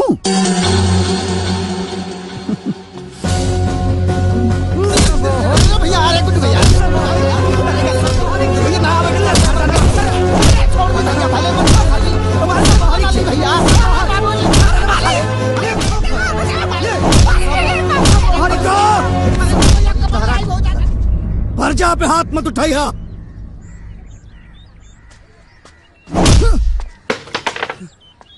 लोग साथ छोड़ दे हलास। हाँ। सब लोग साथ छोड़ दे हलास। जंग सबके लतियानी। हाँ आज तोरा के लतिया। हमरा के गाय खातिर लतियावल जाई। अरे तोरा के नहीं यार, दारू के। हाँ दारू के लतियावल जाए। बहुत बेकार चीज होला दारू। जैसी पेट में गईल बा, नशा चढ़ गईल बा, भूखो लाग गईल बा बहुत जोर से। कई बड़ा खाना कहाँ मिले? घरे तो तिलक भोज हो ही रहल बा। प्रसाद भाई, नाम प्रसाद, कमीना प्रसाद बोल लो। अच्छा भले याद दिला देली। चल तिलक। हाँ भोज। हाँ आज तिलक पकड़ के चल। तिलक में ना रखने तो हमारा नाम बदल दिए।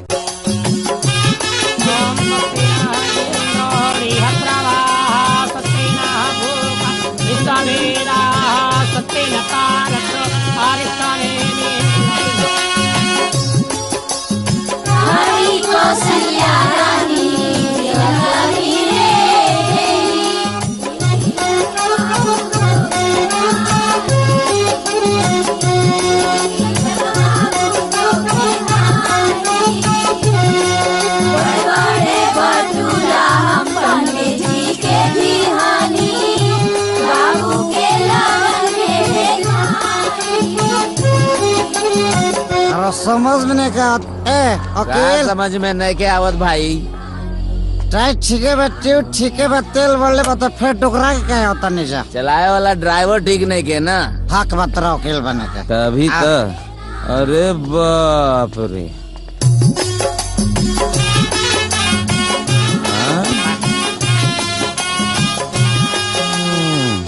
दुश्मन करे बाप ने जो काम किया है। हाँ। बाप के नाम को बदनाम किया। हाँ। तो अंदर रोके। हाँ? पता बा? पता बा। पता नहीं के तो। अरे हमरा के पता बा। पता बा तो बताओ क्या पता बा? यही कि हमरा के कुछ नहीं के पता बा। बस रामचंद्र की जय। हाँ भाई पूरी का बढ़िया से। हाँ खाना शुरू कर। ठीक है ना? और सुना जितना यहाँ भाई लोग आये बड़ा ना खाना के नहीं बोला खाए कुछ यहाँ मत। ठीक है? तो अंदर रहा।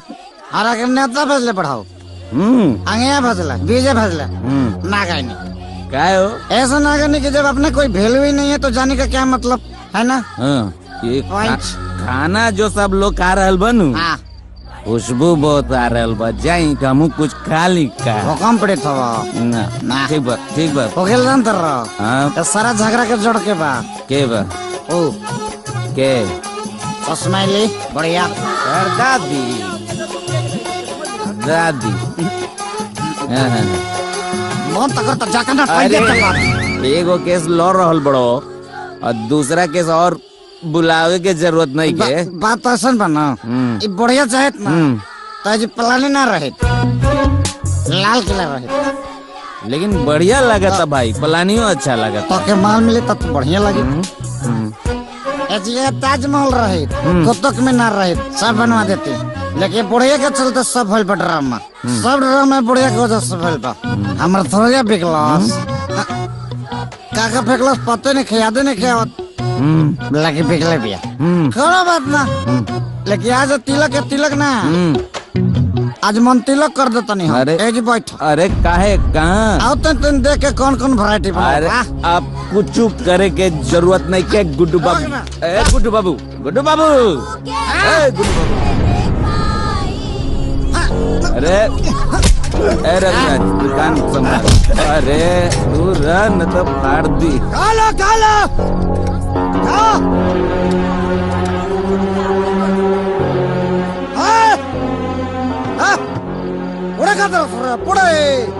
खासा दबा के खासा दोनों चिंता नहीं खे। एक दिन और पूरे खियाबता नहीं के जिया पूरे ये रही पतल ये रही सब्जी ये रही रसगुल्लो ये रही फंक्शन चेंज मिली दानी के सरात के पूरे किया बेबड़ा गुड्डू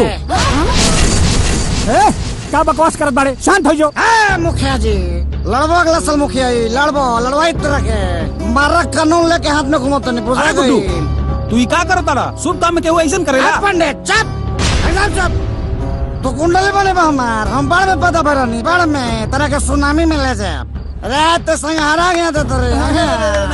अब इससे बारात ना जाई आरती जाए आरती हटो आरती जाएगा कौन है उधर नहीं उधर क्या तो शराब पी के बड़े तोरा शराब पीला से मार बिया ना होई शराब पापी तोरा से बड़ा कमीना ना तकनी आज से सरकारी आवारा साबित हो गईले। सुन हले से निकाल तोरा छाती पे चढ़ के बारात ले जाओ हम लेके जाके बारात पापी कहीं के देख लेके सरकारी आवारा हो गया। ऑर्डर और आज के बाद हे बॉर्डर क्रॉस कैला तो टांग काट ले। तो इतार पाकिस्तान के बॉर्डर है का जैया सर्जिकल स्ट्राइक का दबना तू तो जाइबे कर बस साथ में तार महलो लेके जाना हमारे साथ लेके जाना गलत हो जाई। ए कानून साथ में कोई नहीं बोलेगा। चलो ए जाना हट अरे बर्दाश्त कर तुम पागल बने। अरे बैठ जा बैठ जा। अरे तलाश का देवता है बात तना मन पे तोरा छाती पे चढ़ के बारात जाई तोरा छाती पे जाई छाती पे छाती रोड है का हमार रोड है। अरे शांत रसगुल्ला रसगुल्ला रसगुल्ला रसगुल्ला खेबे हाँ खा ले जितना पैसा खर्चा कर बने सरन से सुलभ आनंद रघुराज ए ज्यादा बोला तारा तू बोला हाँ ज्यादा बोला तारा तू गुड्डू ज्यादा बोला तारा तू कानून के अरे मतलब गुड्डू बाबू इका भक्तर बच गई बा देखा राजा हट गुड्डू बाबू हट भैया अरे बाप रे भैया रुका गया अभी बर्बाद कर देंगे। अरे भाई तुम लोग समझते क्या रे? अरे बैठ शादी करेगा बुढ़वाई शादी करेगा। ए भाई तू चला ए भाई तू चला ऐसे से तू चला तू चला यार चाचा अरे जो कम नहीं किए अरे भाई अरे अरे अरे पूरी अरे चलो चला यार अरे चलो नहीं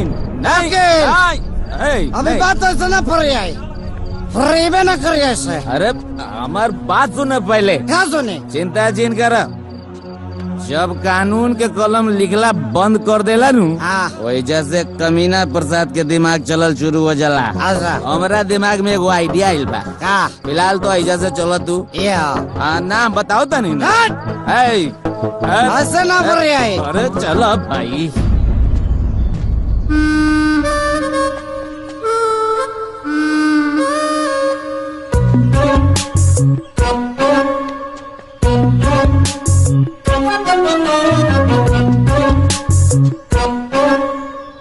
आओ आओ, ईटा संभालो ईटा।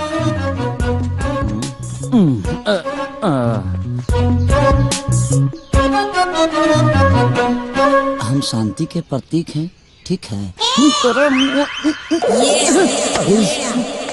अरे का करत यार, कोनो काम आराम से सीधा तरीके से ना हो सकेला। तो देखा तो का लिख लेबा कि हम शांति के प्रतीक हैं। काम करला शांति वाला शांति के प्रतीक लिख लेबा। तो ठीक है, ठीक है, ठीक है ना। ठीक है, चलो ना, ठीक है, चलो ना भाई। अरे रहे दो, रहे दो।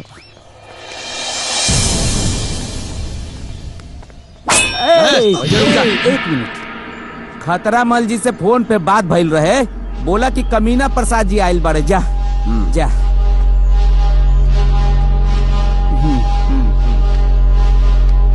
खतरा मल।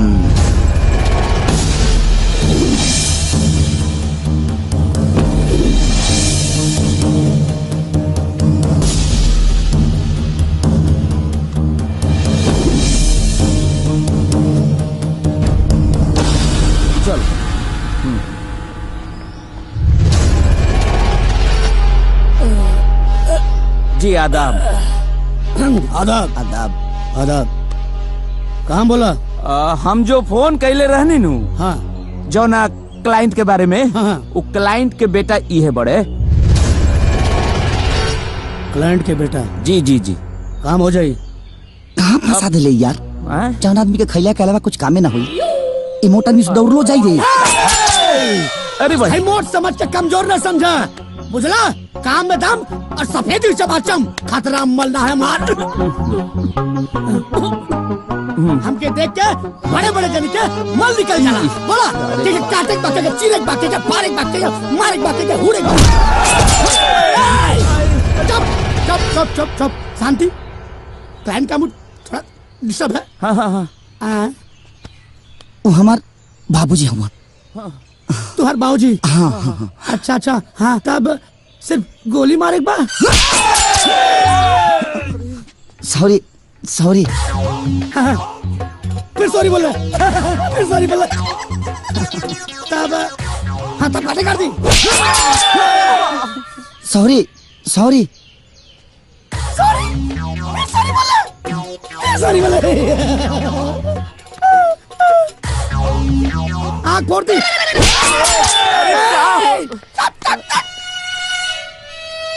समझा समझा समझा, कैसे समझाई? हम गुंडा हम क्या बोले था?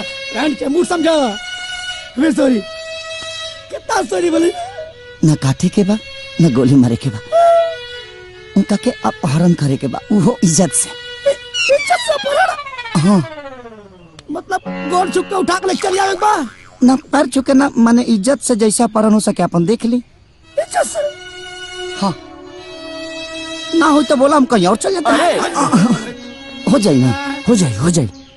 पैसा मालता? पैसा वकील साहब बताई ना। अरे वो जौना आदमी के किडनैप करे के बानू, हाँ। सारा माल तो उनकोरे लगे बा। जैसे किडनैप हो जाइहन वैसे सारा माल मिल जाये। हम जितना, हाँ जितना चाहे फीस में वो रख ली। मतलब पूरा माल हमके मिल जाये? हाँ सब सब सब सब। हाँ हाँ हाँ हाँ ठीक है, चलता नहीं। लेकिन इतना छोट काम खातिर इतना बड़ा गुंडा खतरा मल के हो जाए पक्का ना। चलता नहीं। हाँ, मैंने काम हो जाए के चाहिए। इज्जत से। हाँ बाबूजी आदाब बैठ। खतरा मल। मार गई रे।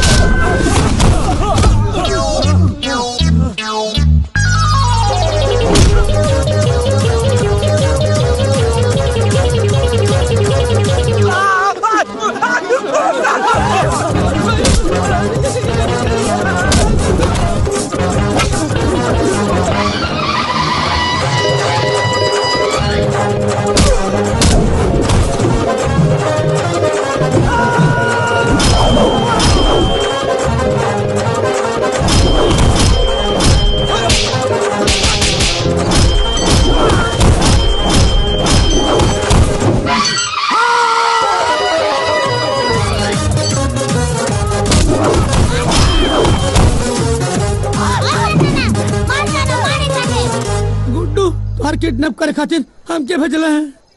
गुड्डू गुड्डू नमस्ते नमस्ते नमस्ते खुश रहा। नमस्ते प्रणाम करतानी जी। नमस्ते। खूब खुश रह। तोरा बहिन के सुहाग भगवान अजर अमर राखस। खूब खुश रह।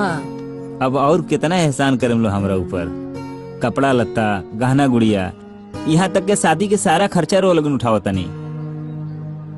आखिरकार एकर हम भाई न हई, हमरो कोनो फर्ज होला। अरे बेटा एगो बात बताओ, अब भगवान इतना धन देले बड़े तो खर्च तो होखबे करी। ए मास्टर काका, हाँ हाईली नोटिस कोर्ट से आइल बा। नोटिस?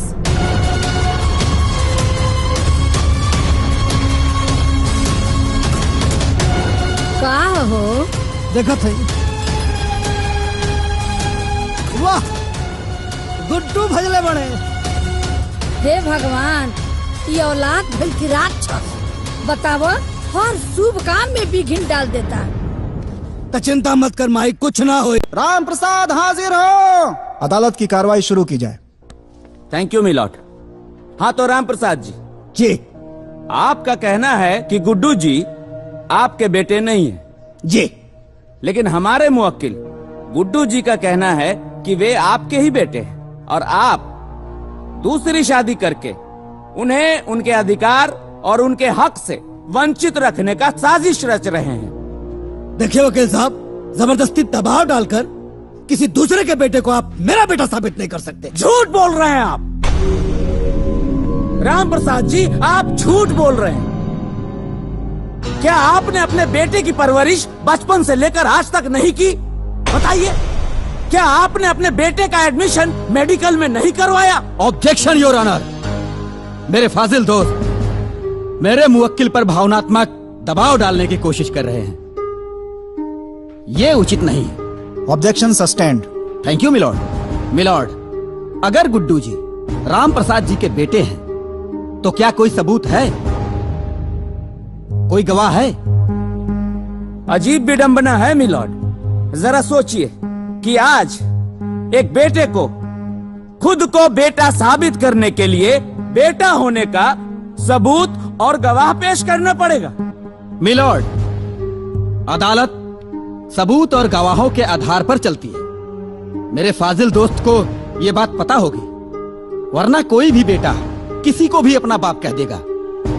मेरी अदालत से गुजारिश है कि ये झूठी मनगढ़ंत कहानी को ना सुनते हुए इस केस को डिसमिस किया जाए और इस फर्जी बेटे का दावा करने वाले लड़के को जालसाजी के लिए उचित सजा दी जाए। क्या प्रार्थी के पास कोई सबूत या गवाह है? है, गवाह है मिलॉर्ड। एक नहीं, तीन गवाह हैं। और मैं अदालत से गुजारिश करूंगा कि हमें उन तीनों गवाहों को पेश करने की इजाजत दी जाए। उन्हें पेश किया जाए। हमारे सबसे पहले गवाह हैं राम प्रसाद जी के गांव के ही सबसे बुजुर्ग व्यक्ति, गांव के मुखिया जी श्री ब्रिजेश त्रिपाठी जी।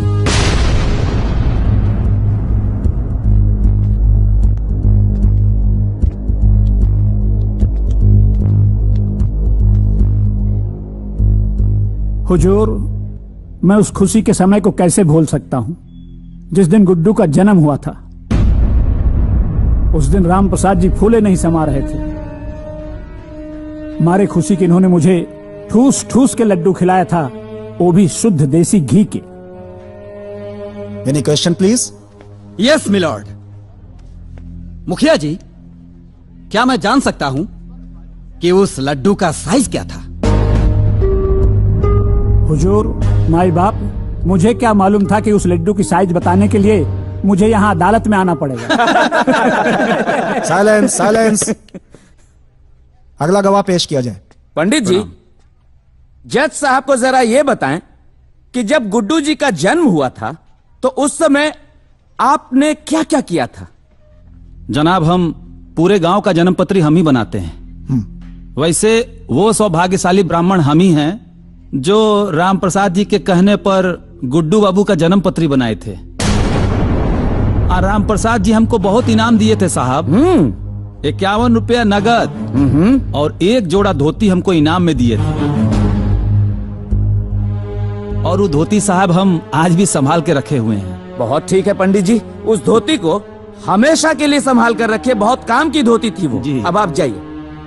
देखा मिलॉर्ड, जब गांव में कोई बच्चा पैदा होता है तो वहां दाई माँ का महत्वपूर्ण योगदान होता है। मिलॉर्ड, जब गुड्डू जी पैदा हुए थे तो वहां भी एक दाई माँ मौजूद थी।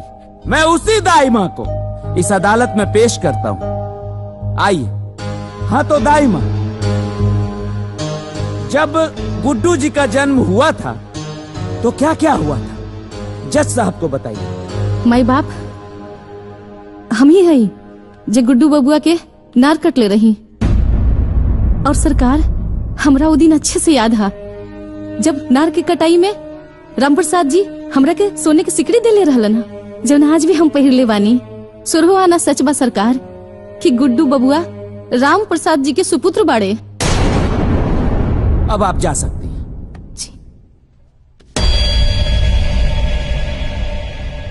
जज साहब, मैं भी इस अदालत से कुछ कहना चाहता हूँ। इजाजत है। जज साहब, जिस उम्र में इनको तीर्थ यात्रा करना चाहिए उस उम्र में शादी करके बाप बेटे के अटूट रिश्ते को कलंकित करना चाहते हैं, ये बदनाम करना चाहते हैं। ये ऑर्डर, ऑर्डर। पूरे समाज में हमें गिराना चाहते हैं। मैं कैसे बर्दाश्त करूं, कैसे करूं? शांति। एक बेटे पे क्या गुजर रही है मैं कैसे आपको बताऊं जज साहब? Order, order. अपनी भावनाओं को कंट्रोल कीजिए। कैसे करूं? ये अदालत है और अदालत की एक मर्यादा होती है। इस केस का फैसला अदालत कल सुनाएगी। जज साहब ऐसे मत करिए, कल शादी है इनकी। मैं बर्बाद हो जाऊंगा जज साहब, मैं बर्बाद हो जाऊंगा। प्लीज आज ही फैसला सुनाइए। कल तो शादी हो जाएगी इनकी जज साहब। यार सब ठीक हो जाए, सब तबाह हो जाए यार। अरे सब ठीक हो जाए। आई आई चलिए चलिए चलिए। अरे फैसला हमने के हक में आई ओकर चिंता। गुड्डू जी, केस की सुनवाई पूरी हो गई, अब निर्णय आना बाकी है। आपको क्या लग रहा है? देखिए, मैं सत्य के साथ हूँ जी। और भगवान कृष्ण ने गीता में कहा है जी, सत्य परेशान हो सकता है जी, पर पराजित नहीं। बेटा तो बेटा होता है। हर बाप अपने बेटे के अंदर राम और श्रवण कुमार की छवि देखना चाहता है। लेकिन वो आपके बाप है, रिश्ते भी कुछ मायने रखते हैं। देखिए, एक बाप बेटा के साथ साथ ये एक हक की लड़ाई है और सत्य की लड़ाई है। और मुझे पता है कि मेरे साथ भगवान है और कमीना प्रसाद। जिस बेटे की परवरिश के लिए, उसकी खुशियों के लिए आपने अपना सब कुछ लुटा दिया, उसी बेटे ने आज आपको कोर्ट तक घसीटा। आपको कैसा महसूस हो रहा है?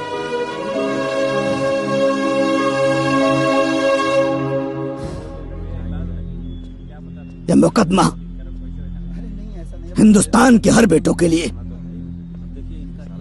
एक सबक साबित होगा। Thank you.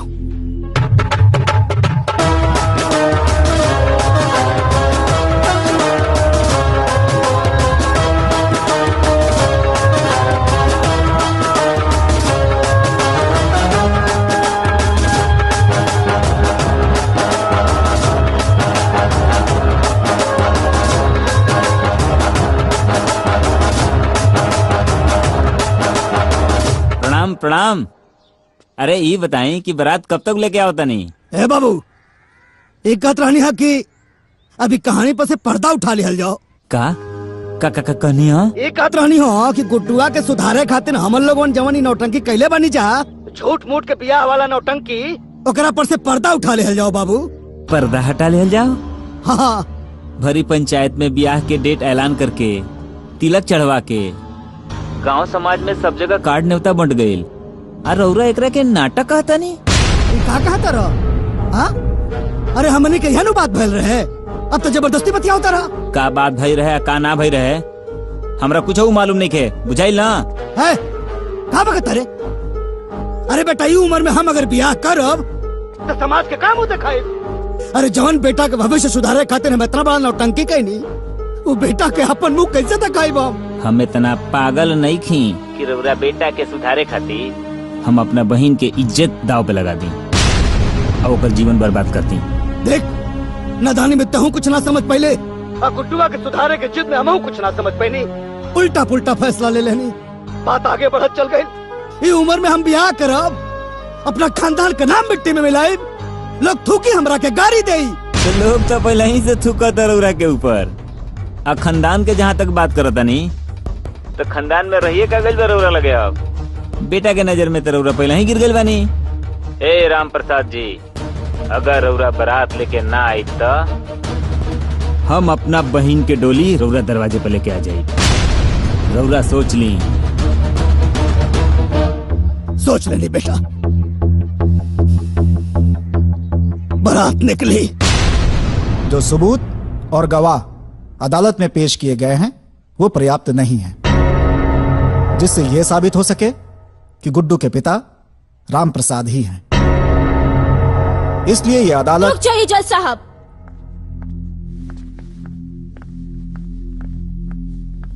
गुड्डू की वोटर आईडी आ चुकी है।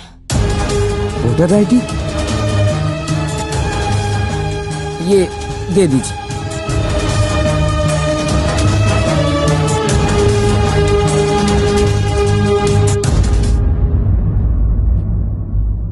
इस वोटर आईडी कार्ड से साबित होता है कि गुड्डू के पिता रामप्रसाद ही हैं। यस। जहां तक इनकी शादी का मामला है वो उनका निजी मामला है, किंतु अगर उनकी शादी से परिवार के किसी भी सदस्य को मानसिक, शारीरिक या आर्थिक क्षति होती है तो वो कानून का सहारा ले सकते हैं। रामप्रसाद जी की व्यक्तिगत संपत्तियों को छोड़कर पैतृक संपत्तियों में गुड्डू का हिस्सा कायम किया जाता है।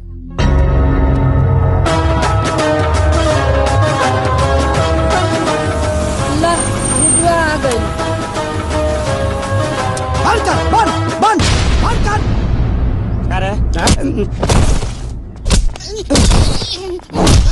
नाचे के बहुत शौक बा। दंदा आई कागजवा दो कागजवा।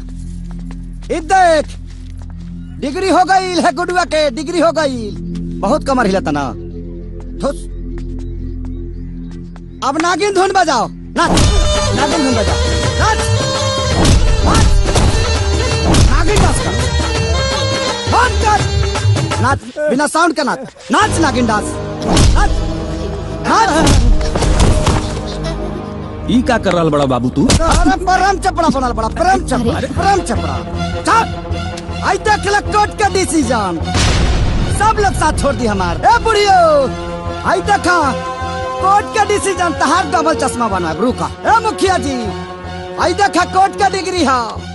आ तहार जन्म कुंडली हई देखा। देख ला कारे ठकरा रे।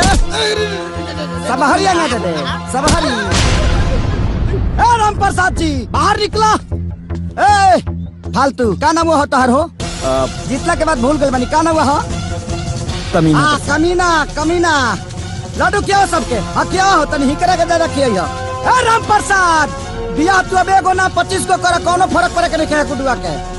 25 को कर, लेकिन कोर्ट कहले बा कि अगर तेरा बियाह से हमरा प्रॉब्लम भई त कार्रवाई तोहरो पर होई।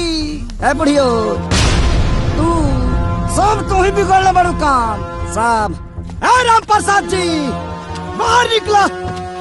निकला बाहर। अब गुडुआ के आके ना जमींदारी हो गई बाजी गुडुआ के। भैया अरे भैया कमाल भैया चुप मारा हना से ड्राइवर खाने मार। का हो राम प्रसाद जी? का हो दुकान के बैठल बड़ा लाज लागत मुंह देखावे में अब हरियावे में। ए वकील हने आवा हने आवा। आई देखला राम प्रसाद जी हरा छाती पर जीत के डिग्री लेके आइल बनी कोर्ट से। तनी एगो वीडियो बनाओ वकील। आई लिखी हो कि बेटा से हार के बाप शर्मसार टाइटल लिह डाली हो। अब समझ में आई। उठा हो अब जमीन जायदाद पर गुडुआ के हक है। उठा उठा ए राम प्रसाद जी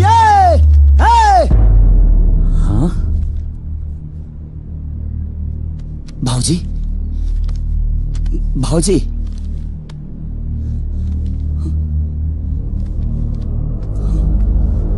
भाऊजी गुड्डू बाबू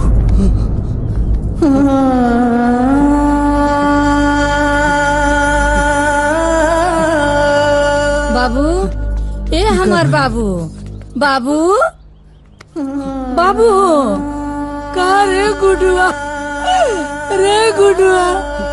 आखिर ते हमरा बेटा के खाइए गईले। अरे बाबू हम न जानत नहीं कि बड़ होके इतना नालायक बेटा निकलवा, न तो तार नार की जगह तार गला काट देती।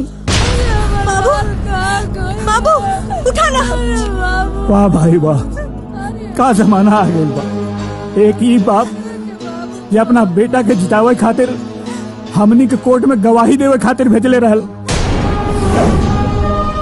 और एक ही इदारा एक बेटा जे अपने बाप के मुआ देहलस। हे भगवान का जमाना आ गया बा। तोहरा जैसा नालायक औलाद के देख के बेटा आज हमरा विश्वास हो गई। पंचांग कुंडली ग्रह नक्षत्र अरे ये सब झूठ बा बेटा। तो के अपने जीत पे बहुत घमंड रहला ना गुड्डू। ला आज तो जीत गईला। हमार बाबूजी हार गईले, वो हमेशा हमेशा खाते। अरे आज ले हम दोनों साथे रहनी है ना, तो सिर्फ और सिर्फ बाबूजी की वजह से। काहे कि बाबूजी ही कहले रहनी। हमार बेटा अपना जिद और नासमझी के चलते बिल्कुल अकेला पड़ गए लो। ओकरा साथे क्यों नहीं के बेटा? बेटी तू ओकर साथ मत छोड़िया। ओकर साथ मत छोड़िया, लेकिन तोरा साथ निभाओ हमने के बाबूजी हमने के साथ छोड़ के चल गए ले। बाबूजी ए बाबूजी ए उठिए ना। ए नाना उठा ना। ए नाना हमको छोड़ के ना जाए, उठा ना। गुड्डू बाबूजी ए बाबूजी ए बाबूजी ए गुड्डू ए बाबूजी ए गुड्डुआ। अरे तोरा के सुधारे खातिर नहीं सब नौटंकी कैले रहनी। अरे पगला हम ब्याह करे भी उम्र में बाल काला करे से क्यों जवान हो जाला रे गुड्डुआ।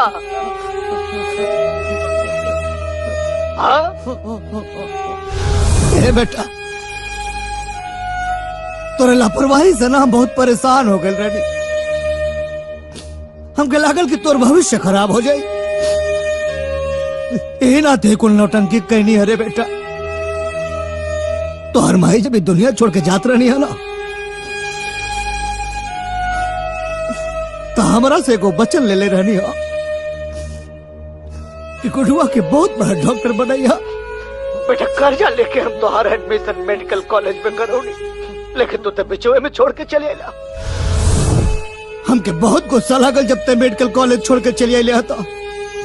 सोचनी कि तोरे माई का कहा जवाब दे। इना ते डरवावे खातिर झूठ मूठ के बियाह के नाटक कहनी। अरे पागल बचपन में जब तक छोड़ कर रह नो और कोनो बात ना मानत रहे आना तो हम भूत का और शेर के भालू के बहाना बनाया नौटंकी करी ते भाग के आके हमारा गोते बैठ जात रहे। हमारा इना पुत्र रह रे बेटा कि तब बहुत बड़ा हो गई ले। गुडुआ बहुत बड़ा हो गई। अब ना डराना, अब ना डराना। तो कोर्ट तक पहुंच गए बेटा।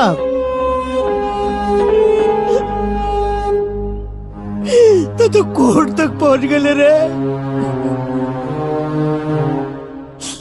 यो ना सोचले कि जमाना का कहीं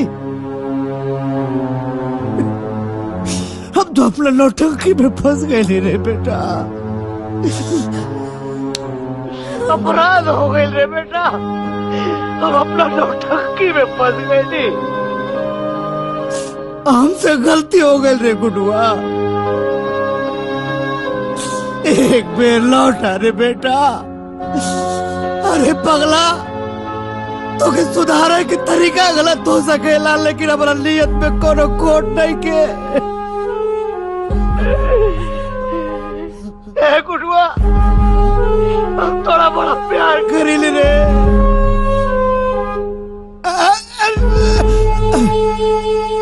गुडुआ, ए गुड्डू, ए बाबू बहुत घबराहट हो रहा बा। ए हमारा छाती में बहुत दर्द हो रहा बा रे गुडुआ। ए बेटा आजा रे।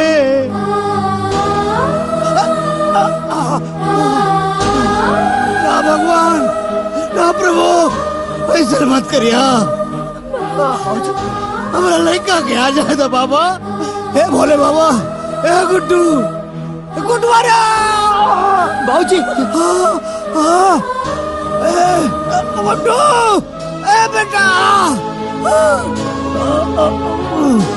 हमार गुड्डुआ, ए गुड्डू, गुड्डू आ गई। हमार गुड्डुआ आ गई। गुड्डू, गुड्डू, गुड्डू, गुड्डू, गुड्डुआ रे।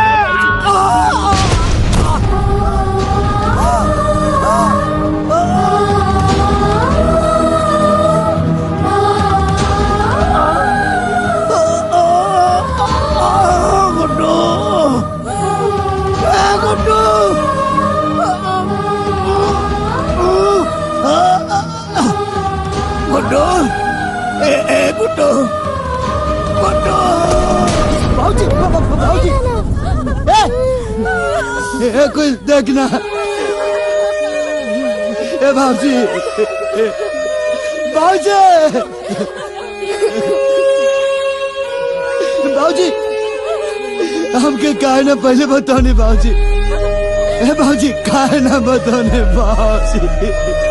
बाबूजी, हमार बाबूजी, उठे ना बाबूजी। बाबूजी,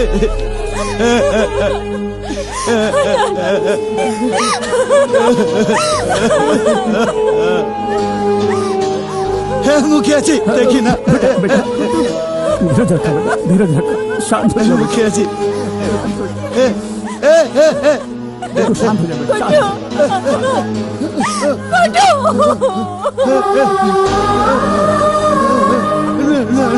हम न जानत नहीं कि बड़ होके इतना नालायक बेटा निकलवा, न तो तार नार की जगह तार गला काट देती। बाबूजी, बाबूजी,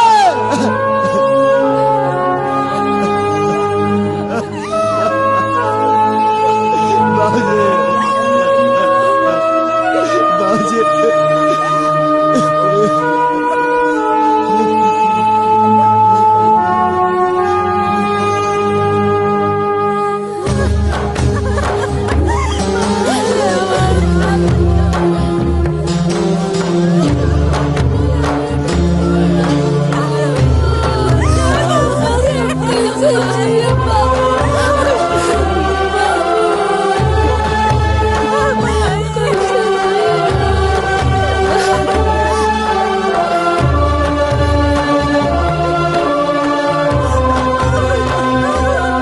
बाबू चलिए, चलिए गुड्डुआ, देखना बाबूजी के, देखना।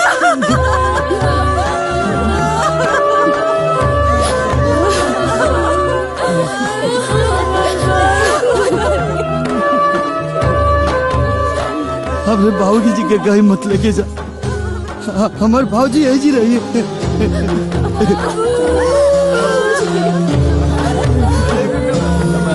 हमके माफ कर दे बाबूजी। हे बाबूजी, वाली गुड्डू बाबू उठी उठी गुड्डू बाबू। हे हटना,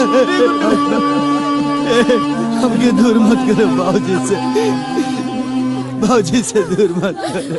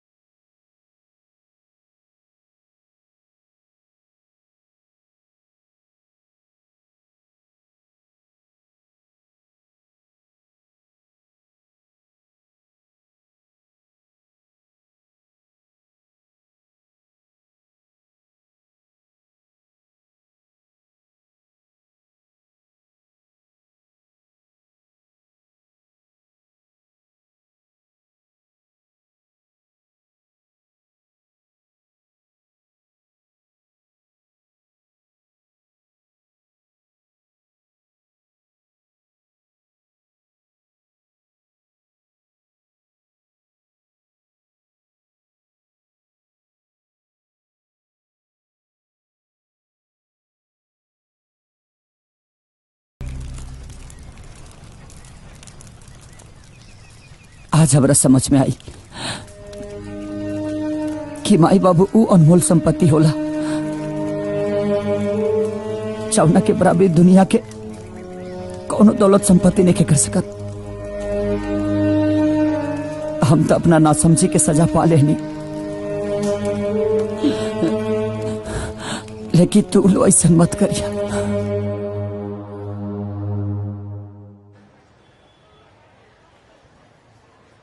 गुड्डू जी क्या कहना चाहेंगे? इस हॉस्पिटल को बनाने के पीछे आपका उद्देश्य क्या है? मेरे पापा का सपना था कि मैं डॉक्टर बनूं और अस्पताल बनाऊं, लेकिन मैं भागा। पापा के जीते जी मैं कुछ नहीं कर पाया। मैं उनको समझा ही नहीं कि मेरे पापा मेरे से कितना प्यार करते हैं। लेकिन उनके जाने के बाद मुझे समझ में आया कि ये सपना मुझे पूरा करना चाहिए, और इसमें मेरे पत्नी का बहुत बड़ा योगदान है। इसलिए मैं पूरी दुनिया से यही कहना चाहता हूं, ताकि हर वो बेटा जीते जी अपने माँ बाप को समझ ले, क्योंकि हमारे माँ बाप की खुशी उनके खुद के लिए नहीं होती, वो हमारे लिए होती है। तो बस यही कहूंगा कि जीते जी अपने माँ बाप को प्यार और दुलार दे दो, ताकि मरने के बाद इस गुड्डू की तरह आपको भी अफसोस ना हो। जय हिंद।